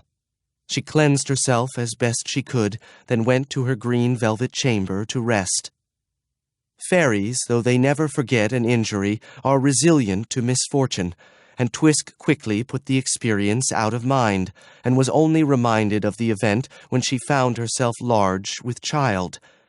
In her term, she gave birth to a red-haired girl, which even in its willow basket, under its owl's down quilt, surveyed the world with a precocious wisdom. Who, or what, was the father? The uncertainty caused Twisk a nagging vexation, and she took no pleasure in her child. One day Wines, the woodcutter's wife, brought a baby boy into the forest. Without a second thought, Twisk took the blonde baby and left in its place the strangely wise girl. In such fashion did Drun, son of Eyeless and Suldrun, come to Thripsy She. And so, in due course, did Madook, of uncertain parentage, enter the palace Hadian. Fairy babies are often guilty of peevishness, tantrums, and malice. Drun, a merry baby with a dozen endearing traits, charmed the fairies with his amiability, as well as his glossy blonde curls, dark blue eyes, and a mouth always pursed and crooked as if on the verge of a grin. He was named Tippet, showered with kisses and fed nuts, flower nectar, and grass seed bread. Fairies are impatient with awkwardness. Drun's education proceeded quickly. He learned flower lore and the sentiments of herbs. He climbed trees and explored all of Madling Meadow, from grassy knoll to Twankbow Water. He learned the language of the land as well as the secret language of the fairies, which so often is mistaken for bird calls. Time in a fairy fort moves at a rapid rate, and a sidereal year was 8 years in the life of Drun. The first half of his time was happy and uncomplicated. When he might be said to have reached the age of 5, such determinations being rather indefinite, he put the question to Twisk, toward whom he felt as he might toward an indulgent, if flighty, sister. "Why can't I have wings like Digby and fly? It's something, if you please, that I would like to do." Twisk, sitting in the grass with a plate of cowslips, made a large gesture. "Flying is for fairy children. You are not quite a fairy, though you're my adorable Tippet, and I shall weave these cowslips into your hair, and you will seem ever so handsome, far more than Digby with his sly fox face." Drun persisted. "Still, if I am not quite a fairy, what am I?" "Well, you are something very grand, that is sure. Perhaps a prince of the royal court, and your name is really Drun." She had learned this fact in a strange fashion. Curious as to the condition of her red-haired daughter, Twisk had visited the cottage of Graith and Wines, and had witnessed the coming of King Casimir's deputation. Afterwards, she lay hidden in the thatch, listening to the lamentations of Wines for the lost baby Droon. Droon was not entirely pleased with the information. "I think that I would rather be a fairy." "We shall have to see about that," said Twisk, jumping to her feet. "For now, you are Prince Tippet, Lord of all cowslips." For a period, all was as before, and Droon put the unwelcome knowledge to the back of his mind. King Throbius, after all, wielded marvelous magic. In due course, if asked nicely, King Throbius would make him a fairy. A single individual of the Sidhe showed him animosity. This was Philael, with the girl's face and the boy's body, whose mind seethed with ingenious mischief. He marshaled 2 armies of mice and dressed them in splendid uniforms. The first army wore red and gold, the second wore blue and white with silver helmets. They marched bravely upon each other from opposite sides of the meadow and fought a great battle, while the fairies of Thripsy Sidhe applauded deeds of valor and wept for dead heroes. Philael also had a gift for music. He assembled an orchestra of hedgehogs, weasels, crows, and lizards, and trained them in the use of musical instruments. So skillfully did they play, and so melodious were their tunes, that King Throbius allowed them to play at the great pavane of the vernal equinox. Philael thereupon tired of the orchestra. The crows took flight. 2 weasel bassoonists attacked a hedgehog who had been beating his drum with too much zeal, and the orchestra dissolved. Philael, from boredom, next transformed Droon's nose into a long green eel, which, by swinging about, was able to transfix Droon with a quizzical stare. Droon ran to Twisk for succor. She indignantly complained to King Throbius, who set matters right, and for punishment condemned Philael to utter silence for a week and a day, a sad penalty for the verbose Philael. Upon conclusion of his punishment, Philael remained silent 3 more days for sheer perversity. On the 4th day he approached Droon. "Through your spite I incurred humiliation. I, Philael of the many excellences. Are you now puzzled by my displeasure?" Droon spoke with dignity. "I attached no eel to your nose. Remember that. I acted only in fun, and why should you wish to blight my beautiful face? In contrast, your face is like a handful of dough with 2 prunes for eyes. It is a coarse face, an arena for stupid thoughts. Who could expect better of a mortal?" In triumph, Philael leapt in the air, turned a triple somersault, and striking a pose, drifted away across the meadow. Droon sought out Twisk. "Am I truly a mortal? Can I never be a fairy?" Twisk inspected him a moment. "You are a mortal, yes. You never will be a fairy." Thereafter Droon's life insensibly altered. The easy innocence of the old ways became strained. The fairies looked at him sidelong. Every day he felt more isolated. Summer came to Madling Meadow. One morning Twisk approached Droon, and in a voice like the tinkle of silver bells said, "The time has come. You must leave the Sidhe and make your own way in the world." Droon stood heartbroken, with tears running down his cheeks. Twisk said, "Your name now is Droon.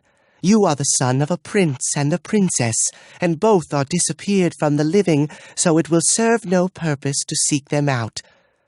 But where shall I go? Follow the wind. Go where fortune leads you." Droon turned away, and with tears blinding his eyes, started to leave. "Wait!" called Twisk. "All are gathered to bid you farewell. You shall not go without our gifts." The fairies of Thripsy Sidhe, unwontedly subdued, bade Droon farewell. King Throbius spoke.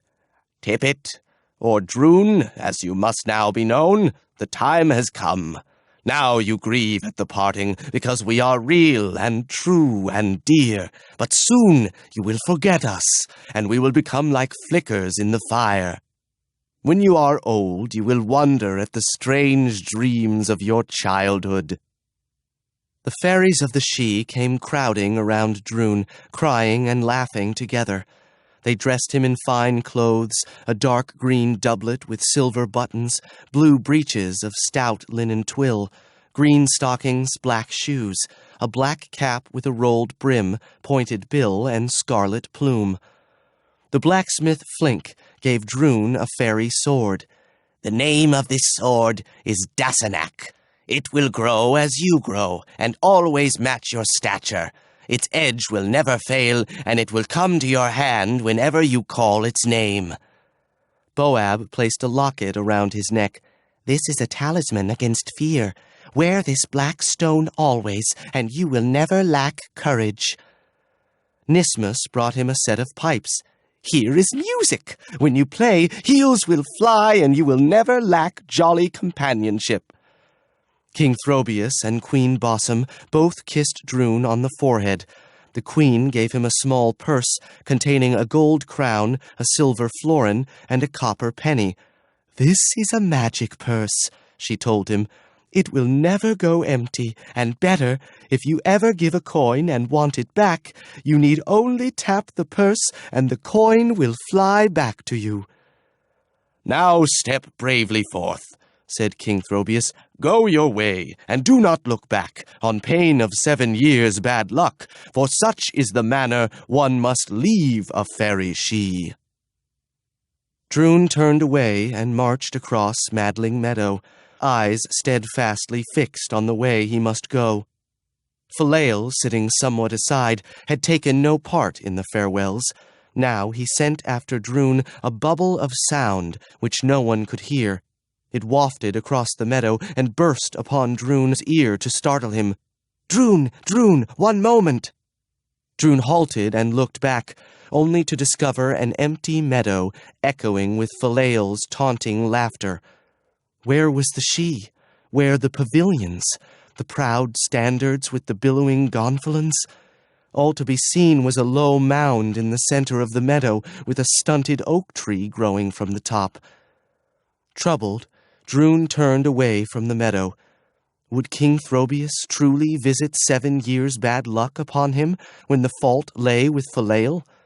Fairy law was often inflexible. A flotilla of summer clouds covered the sun, and the forest became gloomy. Drún lost his sense of direction, and instead of traveling south to the edge of the forest, he wandered first west, then gradually around to the north, and ever deeper into the woods, under ancient oaks with gnarled boles and great outflung branches, across mossy outcrops of stone, beside quiet streams fringed by ferns. And so the day passed. Toward sunset he made a bed of fern and bracken, and when darkness came he bedded himself under the ferns. For a long while he lay awake listening to the sounds of the forest. Of animals he felt no fear. They would sense the presence of fairy stuff and give him a wide berth. Other creatures wandered the woods, and if one should scent him, what then? Drún refused to consider the possibilities. He touched the talisman which hung around his neck. "A great relief to be protected from fear," he told himself. "Otherwise I might not be able to sleep for anxiety." At last his eyes grew heavy, and he slept. The clouds broke, a half-moon sailed the sky, and moonlight filtered through the leaves to the forest floor, and so passed the night. At dawn, Drún stirred and sat up in his nest of fronds. He stared here and there, then remembered his banishment from the Sidhe. He sat disconsolate, arms around knees, feeling lonely and lost. Far off through the forest he heard a bird call, and listened attentively. It was a bird only, not fairy speech. Drún took himself from his couch and brushed himself clean. Nearby he found a ledge growing thick with strawberries, and he made a good breakfast, and presently his spirits rose. Perhaps it was all for the best. Since he was not a fairy, it was high time that he should be making his way in the world of men. Was he not, after all, the son of a prince and princess? He need only discover his parents, and all would be well. He pondered the forest. Yesterday he undoubtedly had taken the wrong turning, which direction then was correct. Drun knew little of the lands surrounding the forest, nor had he learned to read directions by the sun. He set off at a slant, and presently came to a stream with the semblance of a path along its bank. Drun halted to look and listen. Paths meant traffic. In the forest, such traffic might well be baleful. It might be the better part of wisdom to cross the stream and continue through the untraveled forest. On the other hand, a path must lead somewhere, and if he conducted himself with caution, he could surely avoid danger. And after all, where was the danger which he could not face down and conquer, with the aid of his talisman and his good sword Dasenak? Drun threw back his shoulders, set off along the path which, slanting into the northeast, took him ever deeper into the forest. He walked 2 hours, discovering along the way a clearing planted with plum and apricot trees, which had long gone wild. Drun inspected the clearing. It seemed deserted and quiet. Bees flew among buttercups, red clover, and purslane. Nowhere was there a sign of habitation. Still Drun stood back, deterred by a whole host of subconscious warnings. He called out, "Whoever owns this fruit, please listen to me. I am hungry. I would like to pick 10 apricots and 10 plums. Please, may I do so?" Silence. Drun called, "If you do not forbid me, I will consider the fruit to be a gift, for which my thanks."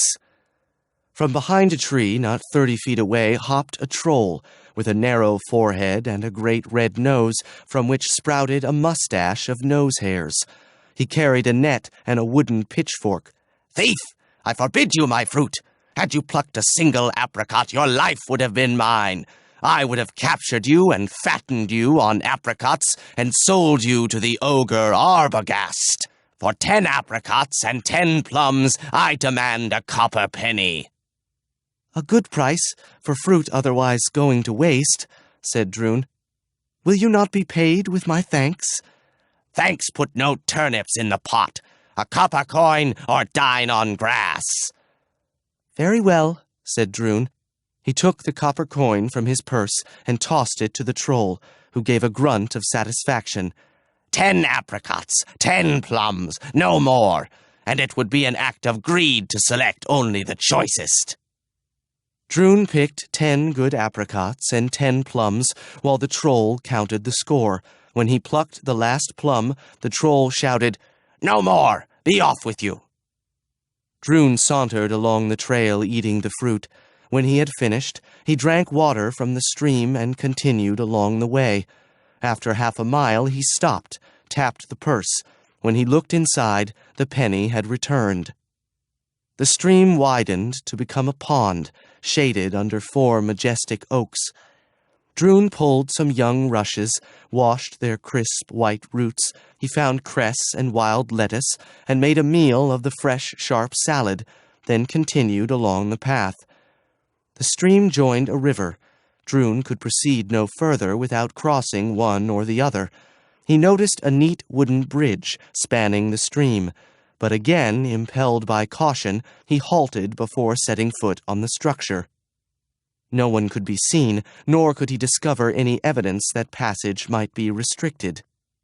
"If not, well and good," Drun told himself. "Still, it is better that first I ask permission." He called out, "Bridgekeeper, ho! I want to use the bridge." There was no response. Drun, however, thought he heard rustling sounds from under the bridge. "Bridgekeeper, if you forbid my passage, make yourself known. Otherwise, I will cross the bridge and pay you with my thanks."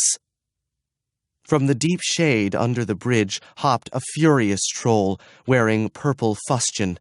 He was even more ugly than the previous troll, with warts and wens protruding from his forehead, which hung like a crag over a little red nose, with the nostrils turned forward.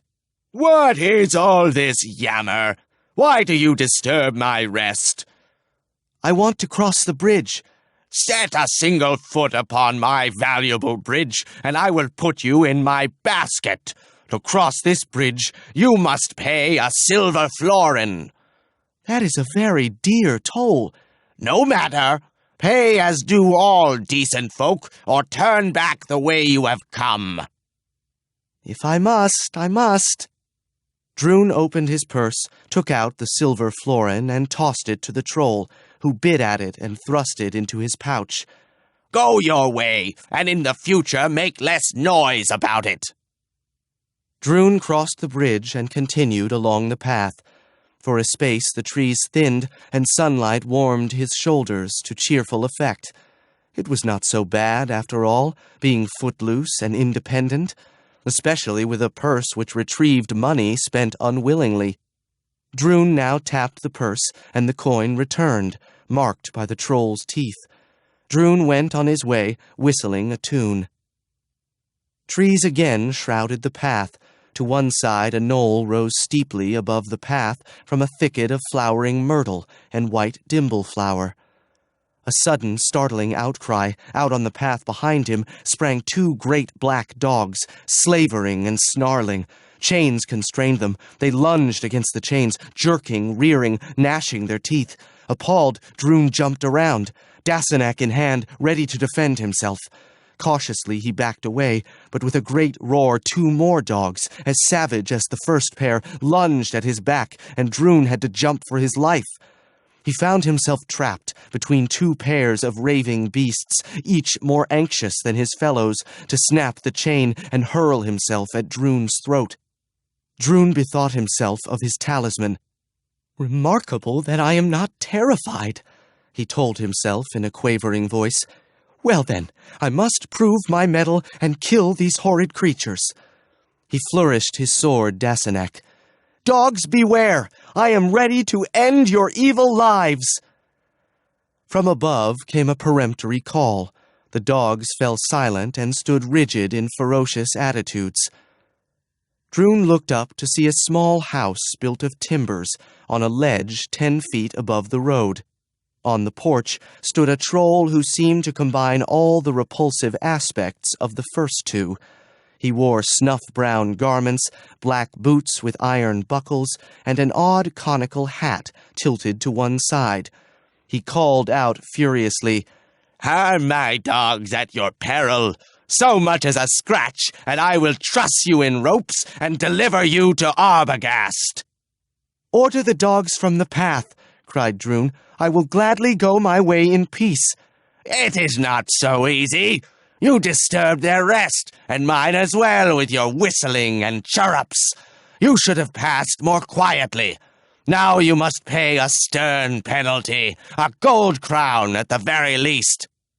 "It is far too much," said Droon, "but my time is valuable, and I am forced to pay." He extracted the gold crown from his purse and tossed it up to the troll, who hefted it in his hand to test its weight. "Well then, I suppose I must relent. Dogs, away!" The dogs slunk into the shrubbery, and Droon slipped past with a tingling skin. He ran at full speed down the trail for as long as he was able, then halted, tapped the purse, and went his way. A mile passed, and the path joined a road paved with brown bricks. Odd to find such a fine road in the depths of the forest, thought Droon. With one direction as good as the other, Droon turned left. For an hour, Droon marched along the road, while rays of sunlight slanted through the foliage at an even lower angle. He stopped short. A vibration in the air. Thud, thud, thud. Droon jumped from the road and hid behind a tree. Along the road came an ogre, rocking from side to side on heavy bowed legs. He stood 15 feet tall. His arms and torso, like his legs, were knotted with wads of muscle. His belly thrust forward in a paunch. A great crush hat sheltered a gray face of surpassing ugliness. On his back he carried a wicker basket containing a pair of children. Away down the road marched the ogre, and the thud, thud, thud of his footsteps became muffled in the distance. Drun returned to the road beset by a dozen emotions. The strongest, a strange sentiment which caused him a loose feeling in the bowels and a drooping of the jaw. Fear? Certainly not. His talisman protected him from so unmanly an emotion. What then? Rage, evidently, that Arbogast the ogre should so persecute human children. Drun set out after the ogre. There was not far to go. The road rose over a little hill, then dipped down into a meadow. At the center stood Arbogast's hall, a great grim structure of gray stone, with a roof of green copper plates.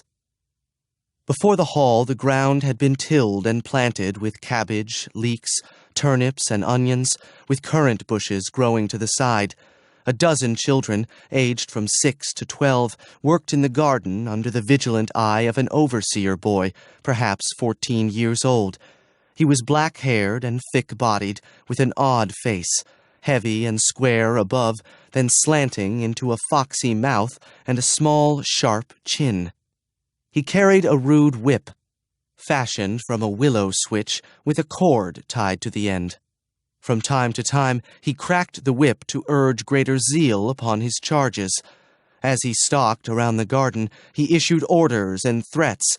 Now then, Arvel, get your hands dirty. Don't be shy. Every weed must be pulled today.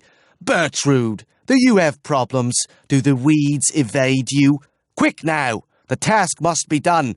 Not so hard on that cabbage pod. Cultivate the soil, don't destroy the plant. He pretended to notice Arbogast and saluted. Good day, Your Honor. All goes well here. No fear as to that when Nerulf is on the job. Arbogast turned up the basket to tumble a pair of girls out on the turf. One was blonde, the other dark, and each about 12 years old. Arbogast pinched an iron ring around each girl's neck. He spoke in a rumbling bellow. Now, run away as you like, and learn what the others learned. Quite right, sir, quite right, called Nerulf from the garden. No one dares to leave you, sir, and if they did, trust me to catch them. Arbogast paid him no heed. To work, he bellowed at the girls. I like fine cabbages. See to it. He lumbered across the meadow to his hall. The great portal opened. He entered, and the portal remained open behind him. The sun sank low. The children worked more slowly. Even Nerulf's threats and whip-snappings took on a listless quality. Presently the children stopped work altogether and stood in a huddle, darting furtive looks toward the hall. Nerulf raised his whip on high. Formation now, neat and orderly. March! The children formed themselves into a straggling double line and marched into the hall. The portal closed behind them with a fateful clang that echoed across the meadow. Twilight blurred the landscape.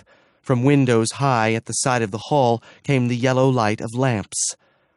Drun cautiously approached the hall, and after touching his talisman, climbed the rough stone wall to one of the windows, using cracks and crevices as a ladder. He drew himself up to the broad stone sill. The shutters stood ajar, inching forward. Drun looked across the entire main hall, which was illuminated by 6 lamps in wall brackets and flames in the great fireplace. Arbogast sat at a table, drinking wine from a pewter stoup. At the far end of the room, the children sat against the wall, watching Arbogast with horrified fascination. At the hearth, the carcass of a child, stuffed with onions, trussed and spitted, roasted over the fire. Nerulf turned the spit, and from time to time basted the meat with oil and drippings. Cabbages and turnips boiled in a great black cauldron. Arbogast drank wine and belched. Then, taking up a diabolo, he spread his massive legs and rolled the spindle back and forth, chortling at the motion.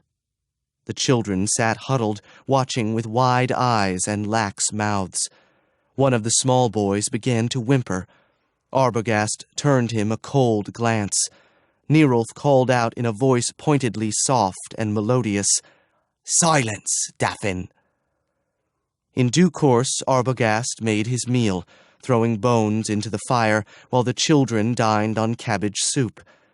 For a few minutes, Arbogast drank wine, dozed, and belched. Then he swung around in his chair and regarded the children, who at once pressed closer together. Again Daffin whimpered, and again he was chided by Nerulf, who nevertheless seemed as uneasy as any of the others. Arbogast reached into a high cabinet and brought 2 bottles down to the table, the first tall and green, the second squat and black-purple. Next he set out 2 mugs, one green, the other purple, and into each he poured a dollop of wine. To the green mug he carefully added a drop from the green bottle, and into the purple mug a drop from the black-purple bottle. Arbogast now rose to his feet. Wheezing and grunting, he hunched across the room. He kicked Nerulf into the corner, then stood inspecting the group. He pointed a finger. "You two, step forward." Trembling, the 2 girls he had captured that day moved away from the wall. Drun, watching from the window, thought them both very pretty, especially the blonde girl, though the dark-haired girl was perhaps half a year closer to womanhood. Arbogast spoke in a voice now foolishly arch and jovial. "So here, a pair of fine young pullets, choice and tasty. How do you call yourselves? You," he pointed at the blonde girl. "Your name? Glyneth. And you?" Ference. "Lovely, lovely, both charming. Who is to be the lucky one? Tonight it shall be Ference." He seized the dark-haired girl, hoisted her up to his great 20-foot bed. "Off with your clothes." Ference started to cry and beg for mercy. Arbogast gave a ferocious snort of mingled annoyance and pleasure. "Hurry, or I'll tear them from your back, and then you'll have no clothes to wear." Stifling her sobs, Ference stepped from her smock. Arbogast chattered in delight. "A pretty sight. What is so toothsome as a nude maiden, shy and delicate?" He went to the table and drank the contents of the purple cup. At once he dwindled in stature to become a squat, powerful troll, no taller than Nerulf. Without delay, he hopped up on the bed, discarded his own garments, and busied himself with erotic activities. Drun watched all from the window, his knees limp, the blood pulsing in his throat. Disgust? Horror? Naturally not fear, and he touched the talisman gratefully.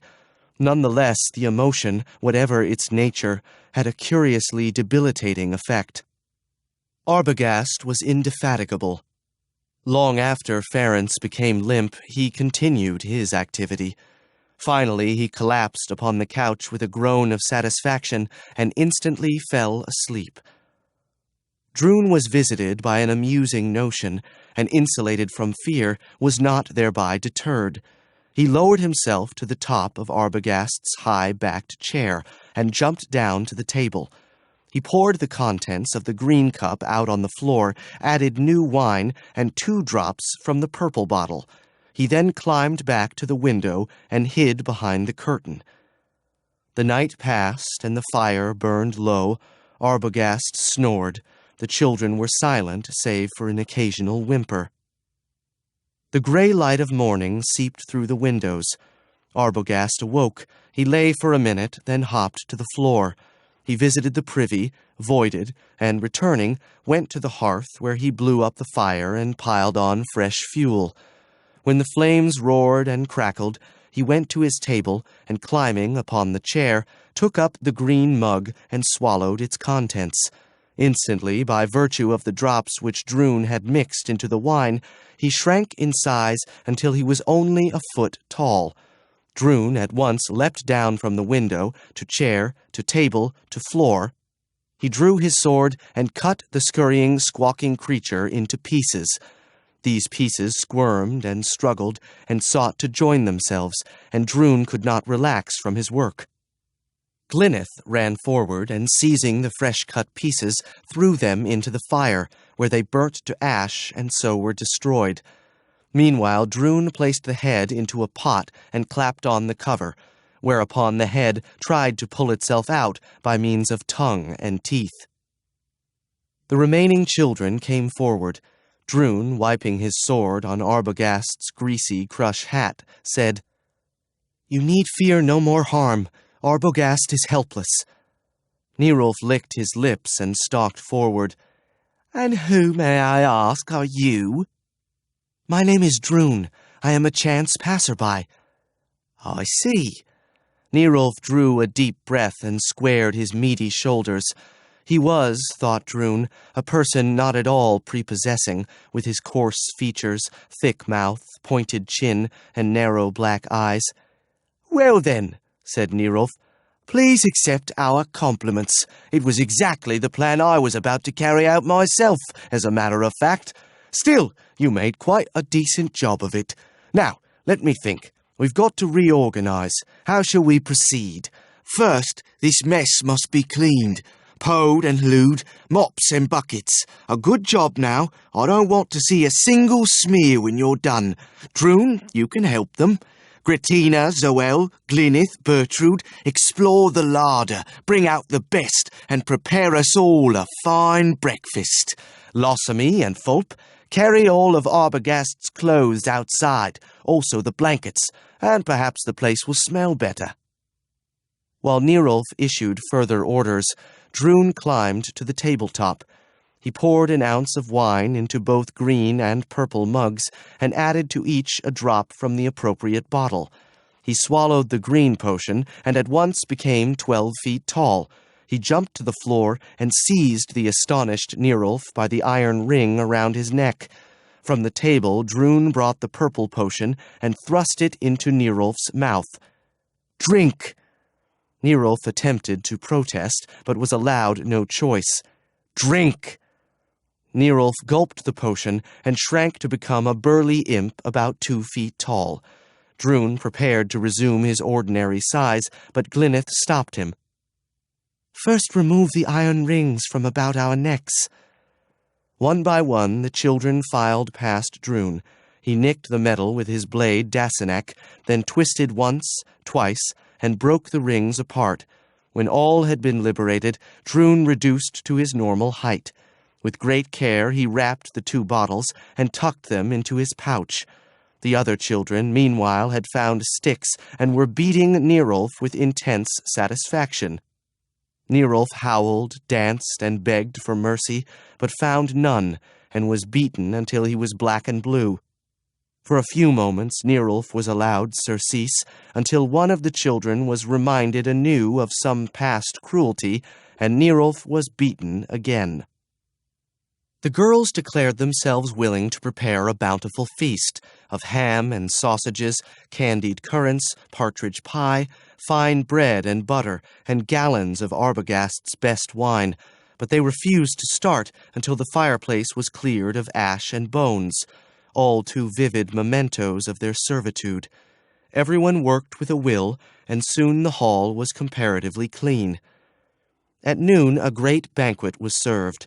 By some means, Arbogast's head had managed to raise itself to the rim of the pot, to which it hooked its teeth and pressed up the lid with its forehead, and with its 2 eyes watched from the darkness inside the pot as the children reveled in the best the castle's larder could afford. When they had finished their meal, Drun noticed that the lid had fallen from the pot, which now was empty. He set up a shout, and all ran looking for the missing head. Poed and Daffin discovered it halfway across the meadow, pulling itself forward by snapping at the ground with its teeth. They knocked it back toward the hall, and in the front yard built a kind of gallows, from which they suspended the head by an iron wire tied to the mud-colored hair. At the insistence of all, the better that they could regard their erstwhile captor, Drun forced a drop of green potion into the red mouth, and the head resumed its natural size, and even issued a set of rasping orders, which were joyfully ignored. While the head watched aghast, the children piled faggots below and brought fire from the hearth to set the faggots ablaze. Drun brought out his pipes and played while the children danced in a circle. The head roared and supplicated, but was allowed no mercy. At last the head was reduced to ash, and Arbogast the ogre was no more. Fatigued by the day's events, the children trooped back into the hall. They supped on porridge and soup of cabbage, with good crusty bread and more of Arbogast's wine. Then they prepared to sleep. A few of the more hardy climbed up on Arbogast's bed, despite the rancid stench. The others sprawled before the fire. Drun, weary in every bone from his vigil of the night before, not to mention his deeds of the day, nonetheless found himself unable to sleep. He lay before the fire, head propped on his hands, and considered his adventures. He had not fared too badly. Perhaps 7 years of bad luck had not been inflicted upon him after all. The fire burned low. Drun went to the wood-box for logs. He dropped them upon the coals to send showers of red sparks veering up the chimney. The flames flared high and glinted back from the eyes of Glyneth, who also sat awake. She joined Drun in front of the fireplace. The two sat clasping their knees and looking into the flames. Glyneth spoke in a husky half-whisper. "No one has troubled to thank you for saving our lives. I do so now. Thank you, dear Drun. You are gallant and kind and remarkably brave." Drun said in a wistful voice, "I would hope to be gallant and kind, since I am the son of a prince and a princess, but as for bravery, I can honorably claim none." "Sheer nonsense. Only a person of great bravery would have done as you did." Drun gave a bitter laugh. He touched his talisman. "The fairies knew my fearfulness and gave me this amulet of courage. Without it, I could have dared nothing." "I'm not at all certain of that," said Glyneth. "Amulet or none, I consider you brave." "That is good to hear," said Drun mournfully. "I wish it were so. All this to the side, why would the fairies give you such a gift, or any gift whatever? They are not ordinarily so generous." "I lived with the fairies all my days at Thripsy Shee, on Madling Meadow. 3 days ago they cast me out, though many of them loved me and gave me gifts. There were 1 or 2 who wished me ill and tricked me so that when I looked back I incurred 7 years of bad luck." Glyneth took Drun's hand and held it against her cheek. "How could they be so cruel?" "It was strictly the fault of Philael, who lives for such mischief." "And what of you? Why are you here?" Glyneth smiled sadly into the fire. "It's a dreary tale. Are you sure you want to hear it?" "If you want to tell it." "I'll leave out the worst parts. I lived in North Ulfland, at the town Throckshaw. My father was a squire. We lived in a fine house with glass windows and feather beds and a rug on the parlor floor.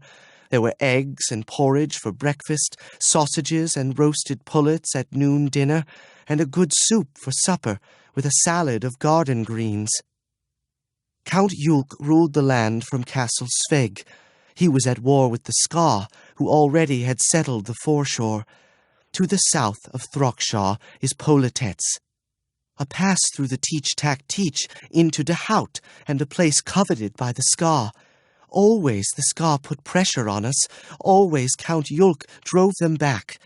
One day 100 Ska knights on black horses raided Throckshaw. The men of the town took up arms and drove them away. A week later, an army of 500 Ska, riding black horses, drove up from the foreshore and reduced Throckshaw. They killed my father and mother and burnt our house. I hid under the hay with my cat Pettis and watched while they rode back and forth screaming like demons. Count Yulk appeared with his knights, but the Ska killed him, conquered the countryside.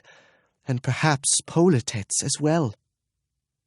When the Scar left Throckshaw, I took a few silver coins and ran away with Pettis. Twice I was almost captured by vagabonds. One night I ventured into an old barn. A great dog came roaring at me. Rather than running, my brave Pettis attacked the beast and was killed. The farmer came to investigate and discovered me. He and his wife were kind folk and gave me a home. I was almost content, though I worked hard in the buttery and also during the threshing. But one of the sons began to molest me and to suggest careless behavior. I dared no longer walk alone to the barn for fear he would find me.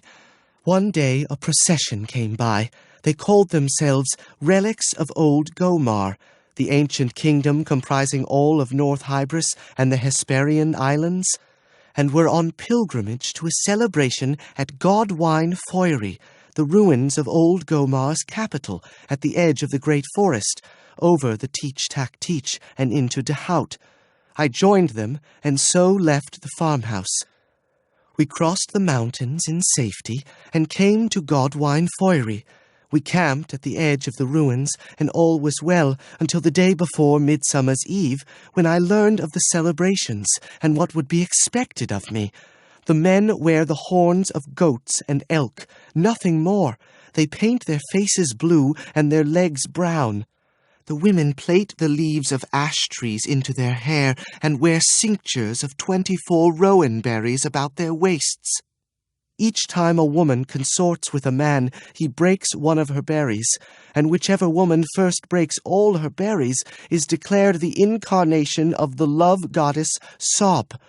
I was told that at least 6 of the men were planning to lay hands on me at once, even though I am not yet truly a woman. I left the camp that very night and hid in the forest. I had a dozen frights and a dozen close escapes, and finally a witch trapped me under her hat and sold me to Arbogast, and you know the rest. The two sat silently looking into the fire. Drun said, "I wish I could travel with you and protect you, but I am burdened with 7 years' bad luck, or so I fear, which I would not share with you." Glyneth leaned her head on Drun's shoulder. "I would gladly take the chance." They sat talking long into the night, while the fire once again lapsed to coals. There was quiet inside and outside the hall, disturbed only by a pitter-patter from above, caused, according to Glyneth, by the ghosts of dead children running along the roof. In the morning the children breakfasted, then broke into Arbogast's strong room, where they found a chest of jewels, 5 baskets full of gold crowns, a set of precious silver punch bowls, intricately carved to depict events of the mythical ages, and dozens of other treasures. For a time the children frolicked and played with the riches, imagining themselves lords of vast estates, and even Ference took a wan pleasure in the game. Throughout the afternoon the wealth was shared out equally among the children, all save Nerulf, who was allowed nothing. After a supper of leeks, preserved goose, white bread and butter, and a rich plum duff with wine sauce, the children gathered around the fireplace to crack nuts and sip cordials. Daffin, Pode, Fulp, Arvil, Halud, Lossamy, and Drun were the boys, along with the morose imp Nerulf. The girls were Gretina, Zoel, Bertrude, Ference, Wedelin, and Glyneth. The youngest were Arvil and Zoel. The oldest, aside from Nerulf, were Lossamy and Ference. For hours they discussed their circumstances and the best route through the forest of Tantreval into civilized countryside. Pode and Halud seemed best acquainted with the terrain. Optimally, so they declared, the group should follow the brick road north to the first river which would necessarily join the Mermile. They should follow the Mermile out into the open lands of Dehout, or perhaps by some stroke of luck they might find or purchase a boat, or even build a raft. "Indeed, with our wealth we can easily obtain a boat and float in ease and comfort downstream to Gehadian towers, or, should we choose, all the way to Avalon." Such was Pode's opinion. Finally, an hour before midnight, all stretched out and slept. All except Nerulf, who sat another 2 hours scowling into the dying embers. Chapter 19. In preparation for their journey, the children brought the ogre's cart around to the front door of the hall, greased the axles well with tallow, and loaded their treasures aboard. Across the shafts they tied poles so that 9 of them could pull and another 3 push from behind. Only Nerulf was unable to assist, but no one thought that he would help in any case, since the cart carried no property of his own. The children bade farewell to Arbogast Hall and set off along the brown brick road. The day was fresh, the wind herded 100 clouds from the Atlantic high across the forest. The children pulled and pushed with a will, and the cart trundled along the brick road at a good rate, while Nerulf ran at best speed behind in the dust. At noon, the party stopped to dine on bread, meat, and heavy brown beer, then continued north and east. During the late afternoon, the road entered a clearing, grown over with rank grass and a 6 crippled apple trees. To one side stood a small ruined abbey, built by Christian missionaries of the first fervent wave. Though the roof had fallen in, the structure offered at least the semblance of shelter. The children built a fire and made a meal of withered apples, bread and cheese, with cress and water from a nearby stream. They made beds of grass and rested gratefully after the labors of the day.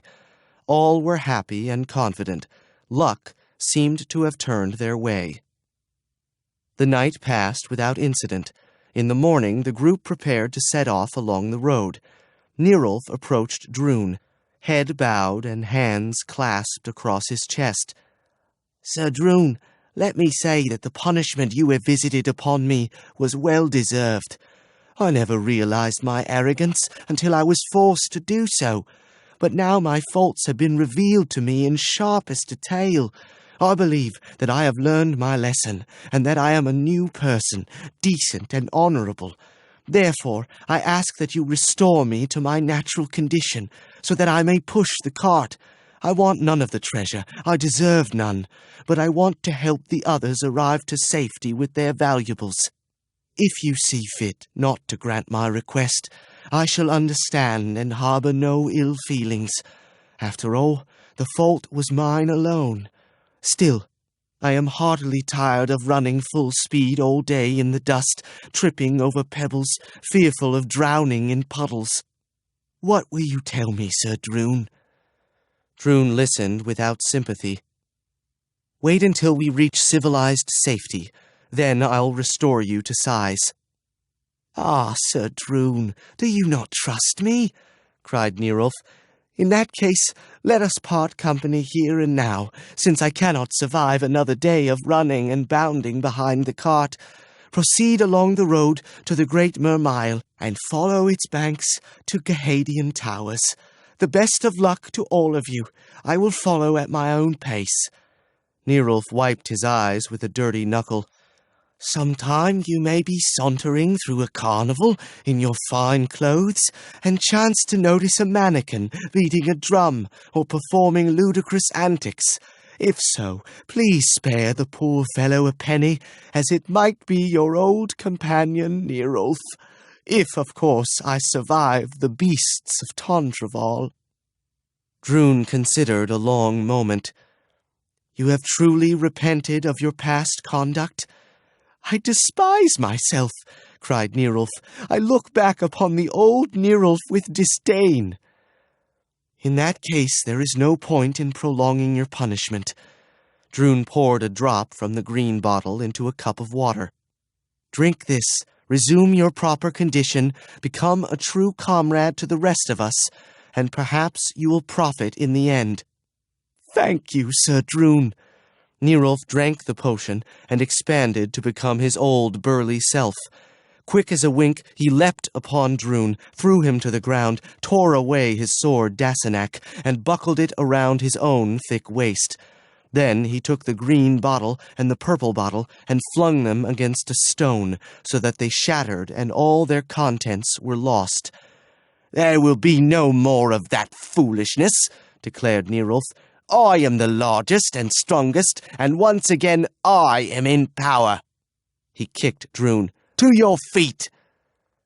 "You told me that you had repented your old ways," cried Drun indignantly. "True, I was not severe enough. I allowed too much ease. Things will now be different. Out to the cart, everyone!" The frightened children gathered at the cart and waited while Nerulf cut an alder switch and tied 3 cords to the end to make a crude but serviceable whip. "Line up!" barked Nerulf. "Quick then! Pode, Daffin, do you taunt me? Would you care to taste the whip? Silence! All attend my words with great care. They will not be repeated. First, I am your master, and you live by my command. Second, the treasure is mine. Every gem, every coin, every last tittle and scrap. Third, our destination is Clogach in Gordelia. The Celts ask far fewer questions than the Doubts, and interfere not at all in anyone's business. Fourth," here Nerulf paused and smiled unpleasantly, "when I was helpless, you took up sticks and beat me. I recall each and every blow, and if those who struck me now find their skins tingling, the premonition is sound. Bare bottoms will turn to the sky, switches will whistle, and welts will appear. That is all I wish to say, but I will gladly answer questions." No one spoke, though a morose thought passed through Drun's mind. 7 years had barely started, but already bad luck had struck with vindictive force. "Then take your places at the cart. Today we move fast. Our style is brisk, not like yesterday when you eased and ambled." Nerulf climbed aboard the cart and made himself comfortable. "Be away! Smartly! Heads back, heels in the air!" He cracked the whip. "Pode! Less pumping of the elbows! Daffin, open your eyes, you'll have us all in the ditch! Drun, more gracefully! Show us a fine, smart stride! And off we go through the beautiful morning, and it's a happy time for all. Here now, why the slackening? You girls especially, you're running like hens." "We're tired," gasped Glyneth. "So soon? Well, perhaps I overestimated your strength, as it seems so easy from here, and you in particular. I don't want you too limp, as tonight I shall put you to another kind of exertion. Ha ha! Pleasure for him who holds the whip. Forward once more at half speed." Drun took occasion to whisper to Glyneth, "Don't worry, he won't harm you. Mine is a magic sword and comes to my command. At the proper time, I will call it to my hand and hold him helpless." Glyneth nodded despondently. During the middle afternoon, the road rose into a line of low hills, and the children failed against the weight of cart, treasure, and Nerulf. First using his whip, then dismounting, and finally helping to push, Nerulf assisted in bringing the cart to the high ridge. A short but steep stretch of road intervened between the cart and the shores of Lake Lingalan. Nerulf cut down a 40-foot pine tree with Drun's sword and tied it as a drag to the rear of the cart, and the slope was negotiated safely. They found themselves on a marshy margin between lake and the dark hills, upon which the sun was declining. Up from the marsh thrust a number of islands.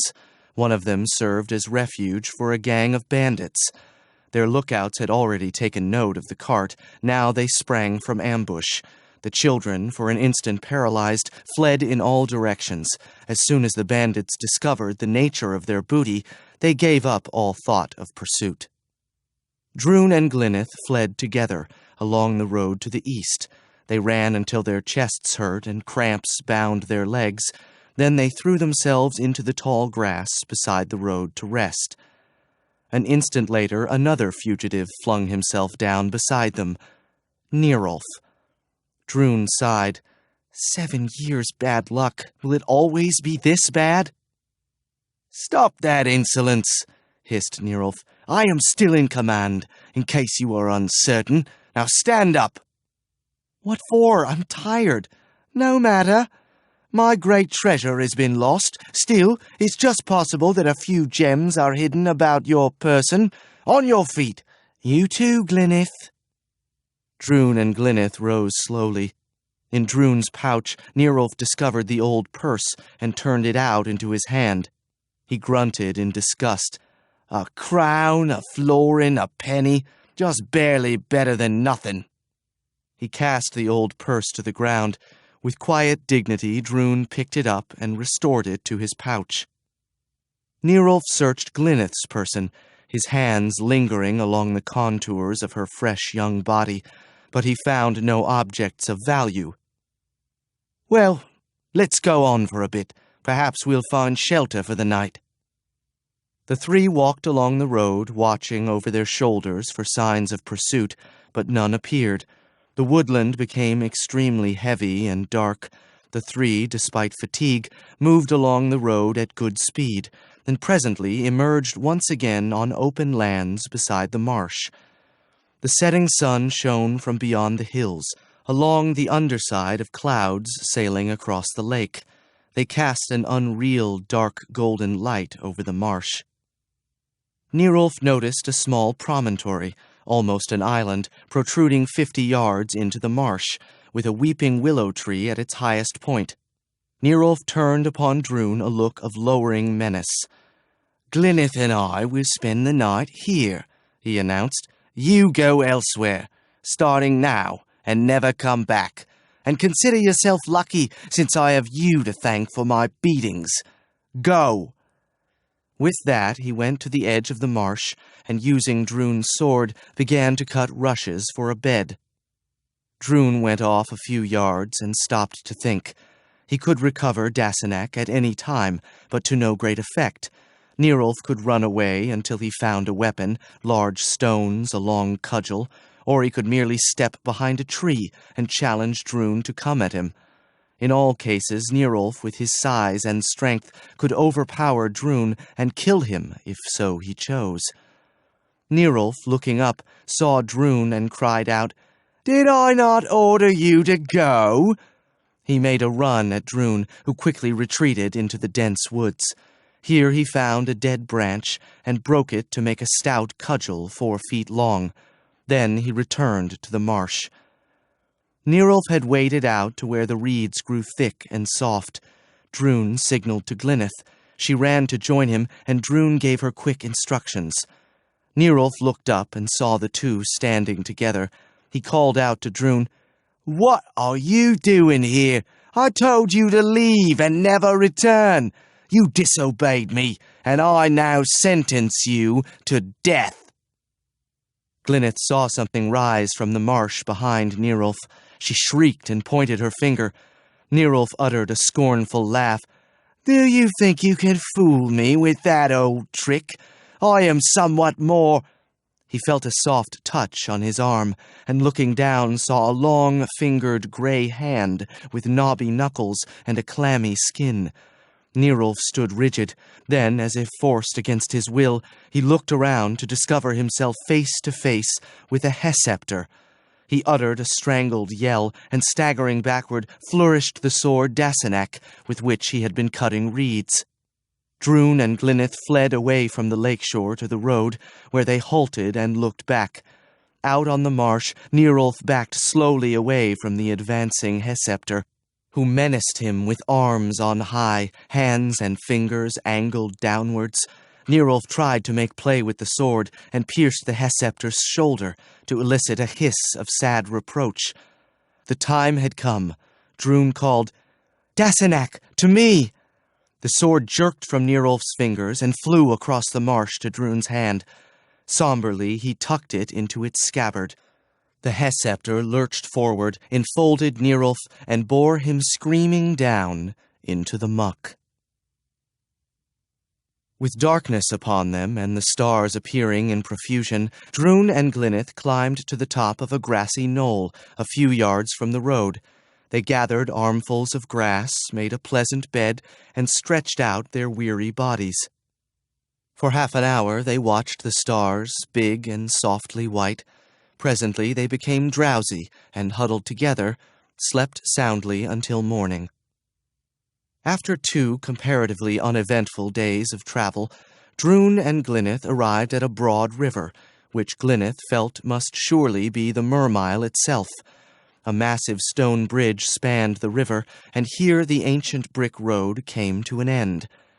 Before setting foot on the bridge, Droon called out 3 times for the toll-taker, but none showed himself, and they crossed the bridge unchallenged. Now there were 3 roads from which to choose. One led east along the riverbank, another proceeded upstream beside the river, a third wandered away to the north, as if it had no particular destination in mind. Droon and Glyneth set off to the east, and for 2 days followed the river through landscapes and riverscapes of wonderful beauty. Glyneth rejoiced at the fine weather. "Think, Droon, if you were truly cursed with bad luck, the rain would drench our skins, and there would be snow to freeze our bones." "I wish I could believe so. There's no doubt at all. And look yonder at the beautiful berries, just in time for our lunch. Isn't that good luck?" Droon was willing to be convinced. "It would seem so. Of course, we'll talk no more of curses." Glyneth ran to the thicket which bordered a small stream, near where it tumbled down a declivity into the Mermile. "Wait!" cried Droon, "or we'll know bad luck for sure," he called out. "Does anyone forbid us these berries?" There was no response, and the 2 ate their fill of ripe blackberries. For a space they lay resting in the shade. "Now that we're almost out of the forest, it's time to make plans," said Glyneth. "Have you thought of what we should do?" "Yes, indeed. We will travel here and there and try to discover my father and mother. If I am truly a prince, then we will live in a castle, and I shall insist that you be made a princess as well. You shall have fine clothes, a carriage, and also another cat like Pettis." Glyneth, laughing, kissed Droon's cheek. "I'd like to live in a castle. We're sure to find your mother and father, since there are not all that many princes and princesses." Glyneth became drowsy. Her eyelids drooped, and she dozed. Droon, becoming restless, went to explore a path which bordered the stream. He walked 100 feet and looked back. Glyneth still lay asleep. He walked another 100 feet, and another. The forest seemed very still. The trees rose majestically high, taller than any Droon had seen before, to create a luminous green canopy far overhead. The path crossed a rocky little hummock. Droon, climbing up to the top, found himself overlooking a tarn shaded beneath the great trees. 5 nude dryads waited in the shallows of the tarn, slender creatures with rose-pink mouths and long brown hair, small breasts, slim thighs, and unutterably lovely faces. Like fairies, they showed no pubic hair. Like fairies, they seemed made of stuff less gross than blood and meat and bone. For a minute, Droon stared entranced. Then he took sudden fright and slowly backed away. He was seen. Tinkling little outcries of dismay reached his ears. Carelessly strewn along the bank, almost at Droon's feet, were the fillets which bound their brown hair. A mortal seizing such a fillet held the dryad in power to serve his caprice forever. But Droon knew nothing of this. One of the dryads splashed water toward Droon. He saw the drops rise into the air and sparkle in the sunlight, whereupon they became small golden bees, which darted into Droon's eyes and buzzed in circles, blotting out his sight. Droon screamed in shock and fell to his knees.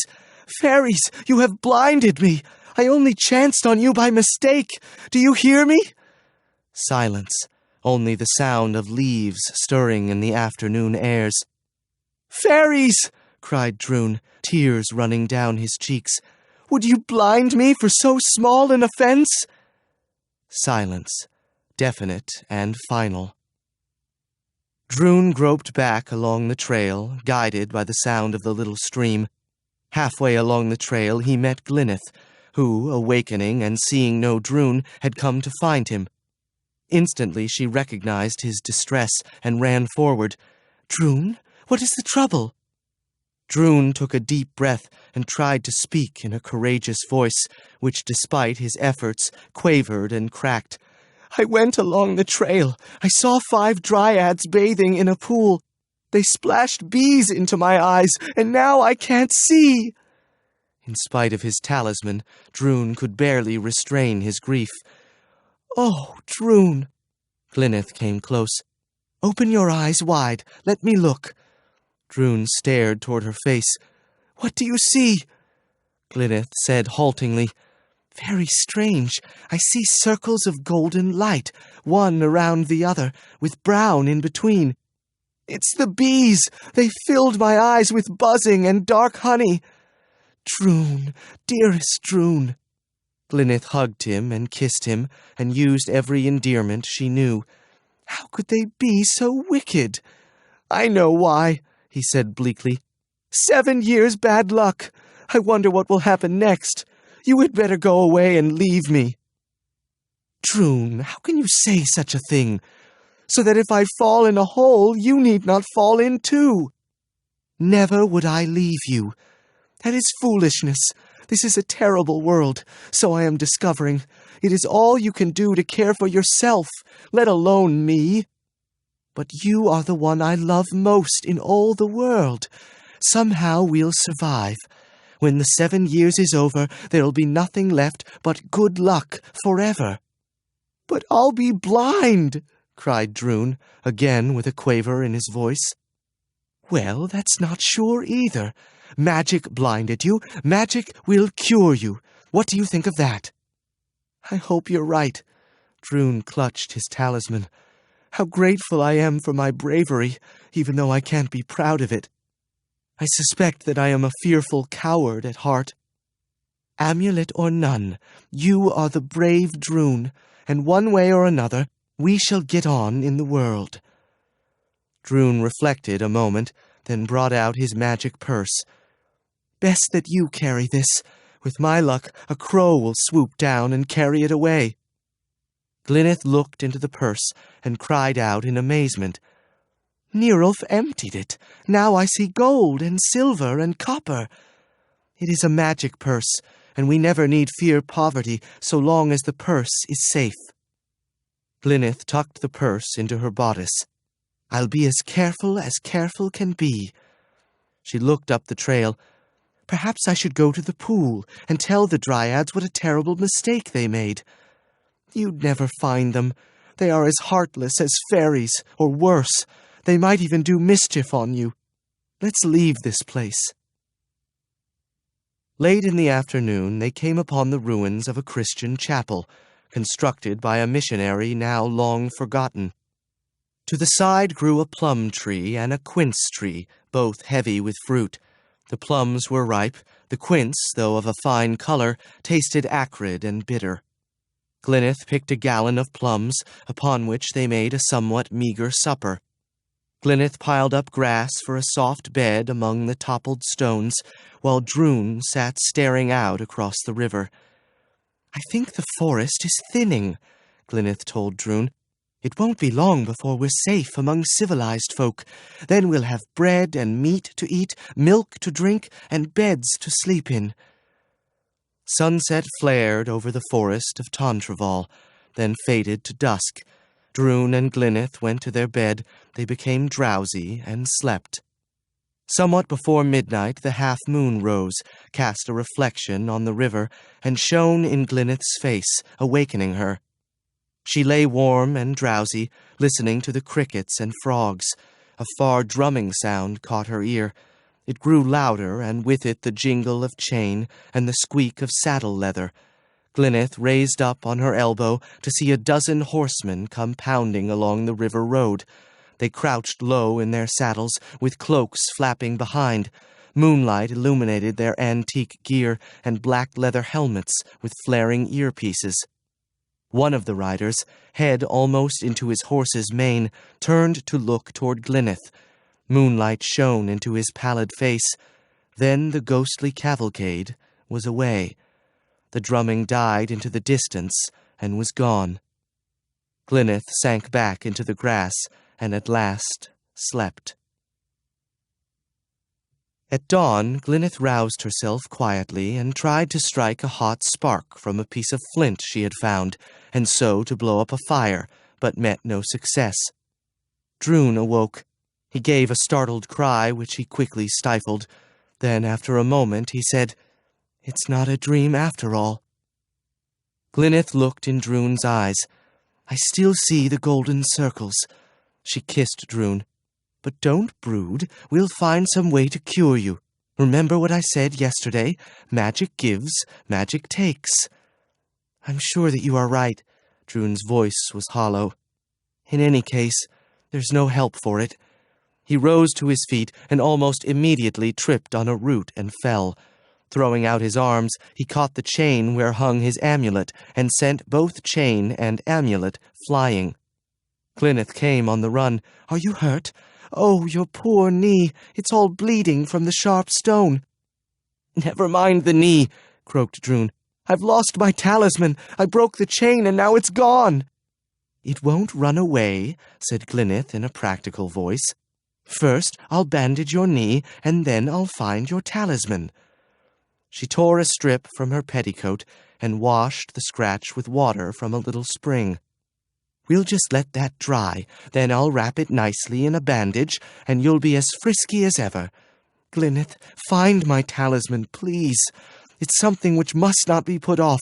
Suppose a mouse drags it away." "It would become the bravest of mice. The cats and owls would turn tail and flee." She patted Drun's cheek. "But I'll find it now. It must have gone in this direction." She dropped to her hands and knees and looked here and there. Almost at once she saw the amulet. As luck would have it, the cabochon had fallen hard against a stone and had shattered into a dozen pieces. "Do you see it?" asked Drun anxiously. "I think it's in this clump of grass." Glyneth found a small, smooth pebble and pressed it into the setting. With the edge of a larger stone, she pushed down the flange so as to secure the pebble in place. "Here it is in the grass. Let me fix the chain." She bent the twisted link back into alignment and hung the amulet around Drun's neck, to his great relief. "There you are, as good as new." The two breakfasted on plums and continued along beside the river. The forest straggled out to become a parkland of copses, separated by meadows of long grasses waving in the wind. They came upon a deserted hut, shelter for those herdsmen who dared forage their flocks so close to the wolves, griswolds, and bears of the forest. Another mile and another, and they came to a pleasant 2-story stone cottage, with flower boxes under the upper windows. A stone fence surrounded a garden of forget-me-not, wallflower, pansies, and angel's pincushion. A pair of chimneys at either gable supported chimney pots high above the fresh, clean thatch. Further along the road could be seen a village of gray stone cottages huddled in a swale. A crone in black gown and white apron weeded the garden.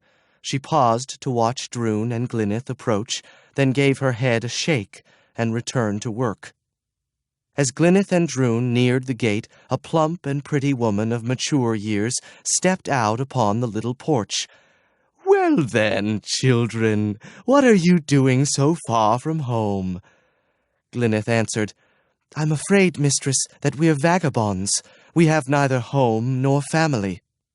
In surprise, the woman looked back up the way the two had come. "But this road leads nowhere."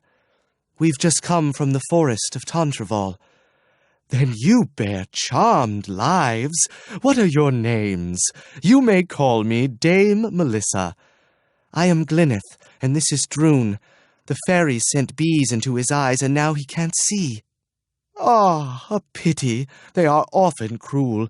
Come here, Drun. Let me see your eyes."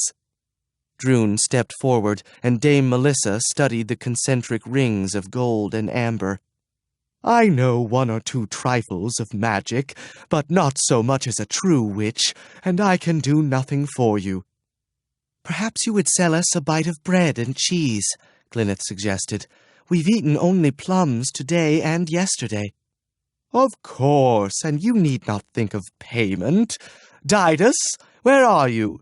We have a pair of hungry children here. Bring milk and butter and cheese from the dairy. Come in, dears. Go back to the kitchen, and I think we can find something nice. When Drun and Glyneth had seated themselves at the scrubbed wooden table, Dame Melissa served them first bread and a rich soup of mutton and barley, then a tasty dish of chicken cooked with saffron and walnuts, and finally cheese and juicy green grapes. Dame Melissa sat to the side sipping a tea brewed from the leaves of lemon verbena, and smiled to watch them eat. I see that you are both healthy young persons, she said. Are you brother and sister? It amounts to that, said Glyneth, but in truth we are not related. We've both suffered troubles, and we think ourselves lucky to be together, since neither of us has anyone else. Dame Melissa said soothingly, You're now in far Dehout, out of the dreadful forest, and I'm sure things will go better for you. I hope so. We can't thank you enough for the wonderful dinner, but we mustn't intrude upon you. If you'll excuse us, we'll be on our way. Why ever so soon? It's afternoon. I'm sure you're tired. There's a nice room for Glyneth just above, and a good bed in the garret for Drun. You shall have a supper of bread and milk and a sweet cake or two. Then you may eat apples before the fire and tell me your adventures. Then tomorrow, when you're well rested, you'll be on your way. Glyneth hesitated and looked at Drun. Do stay, pleaded Dame Melissa. Sometimes it's lonely here with no one but crotchety old Didas. I don't mind, said Drun. Perhaps you can tell us where to find a powerful magician to draw the bees from my eyes. I'll give the matter thought, and I'll ask Didas as well. She knows a bit of everything. Glyneth sighed. I'm afraid you'll spoil us. Vagabonds are not supposed to trouble over good food and soft beds. Just one night, then a good breakfast, and you can be on your way. Then we thank you again for your kindness. Not at all. It gives me pleasure to see such pretty children enjoying my house. I ask only that you do not molest Dame Didas. She is very old and a trifle crabbed. Even, I am sorry to say, a bit eerie. But if you leave her be, she will not trouble you. Naturally, we will treat her with all politeness. Thank you, my dear. Now, why do you not go outside and enjoy the flower garden until supper time? Thank you, Dame Melissa. The two went out into the garden, where Glyneth led Drun from flower to flower, that he might find pleasure in the fragrance. After an hour of going from plant to plant, sniffing and smelling, Drun became bored and stretched out on a patch of lawn to doze in the sunshine, while Glyneth went to puzzle out the mystery of a sundial. Someone gestured from the side of the cottage. Looking around, Glyneth saw Dame Didas, who instantly signaled her first to caution and silence, then beckoned her to come. Glyneth slowly approached. Dame Didas, in a fever of impatience, signaled her to haste. Glyneth moved forward more quickly. Dame Didas asked, "What did Dame Melissa tell you about me?" Glyneth hesitated, then spoke out bravely. "She said not to bother you, that you were very old and often irritable, or even a little, well, unpredictable." Dame Didas gave a dry chuckle. "As for that, you'll have a chance to judge for yourself. In the meanwhile, now heed me, girl, heed me. Drink no milk with your supper. I will call to Dame Melissa. While she is distracted, pour the milk into the sink, then pretend to have finished. After supper, say that you are very tired and would like to go to bed. Do you understand?" "Yes, Dame Didas." Disregard me to your peril. Tonight, when the house is quiet and Dame Melissa has gone to her workroom, I'll explain. Will you heed me?" "Yes, Dame Didas. If I may say so, you seem neither crabbed nor eerie." "That's a good girl. Until tonight, then. Now I must hurry back to the weeds. They grow as fast as I'm able to pull them." The afternoon passed. At sunset, Dame Melissa called them in to supper. On the kitchen table she placed a fresh, crusty loaf, butter, and a dish of pickled mushrooms. She had already poured mugs of milk for both Glyneth and Droon. There was also a milk jug if they wanted more. "Sit down, children," said Dame Melissa. "Are your hands clean? Good. Eat as much as you wish, and drink your milk. It is fresh and good." "Thank you, Dame Melissa." From the drawing-room came the voice of Dame Didas. "Melissa, come at once. I want a word with you." "Later, Didas, later." But Melissa rose to her feet and walked to the doorway. Instantly, Glyneth poured out the milk from both mugs. She whispered to Droon, "Pretend to drink from the empty mug." When Dame Melissa returned, both Glyneth and Droon were apparently in the act of draining the milk in their mugs. Dame Melissa said nothing, but turned away and paid no more heed to them. Glyneth and Droon ate a slice of crusty bread with butter. Then Glyneth simulated a yawn. "We're both tired, Dame Melissa. If you'll excuse us, we'd like to go to bed." "Of course. Glyneth, you may help Droon to his bed, and you know your own room." Glyneth, carrying a candle, took Droon up to the garret. Droon asked dubiously, "Aren't you afraid to be alone?" "A little, but not too much." "I'm no longer a fighter," said Droon wistfully. "Still, if I hear you cry out, I'll be there." Glyneth descended to her room and lay on the bed fully clothed. A few minutes later, Didas appeared. "She's in her workroom now. We have a few moments to talk. To start, let me say that Dame Melissa, as she calls herself, is a dire witch. When I was 15 years old, she gave me drugged milk to drink, then transferred herself into my body, that which she wears today. I, a 15-year-old girl, was housed in the body Melissa had been using, a woman about 40 years old. That was 25 years ago. Tonight she will change my 40-year-old body for yours. You will be Dame Melissa, and she will be Glyneth.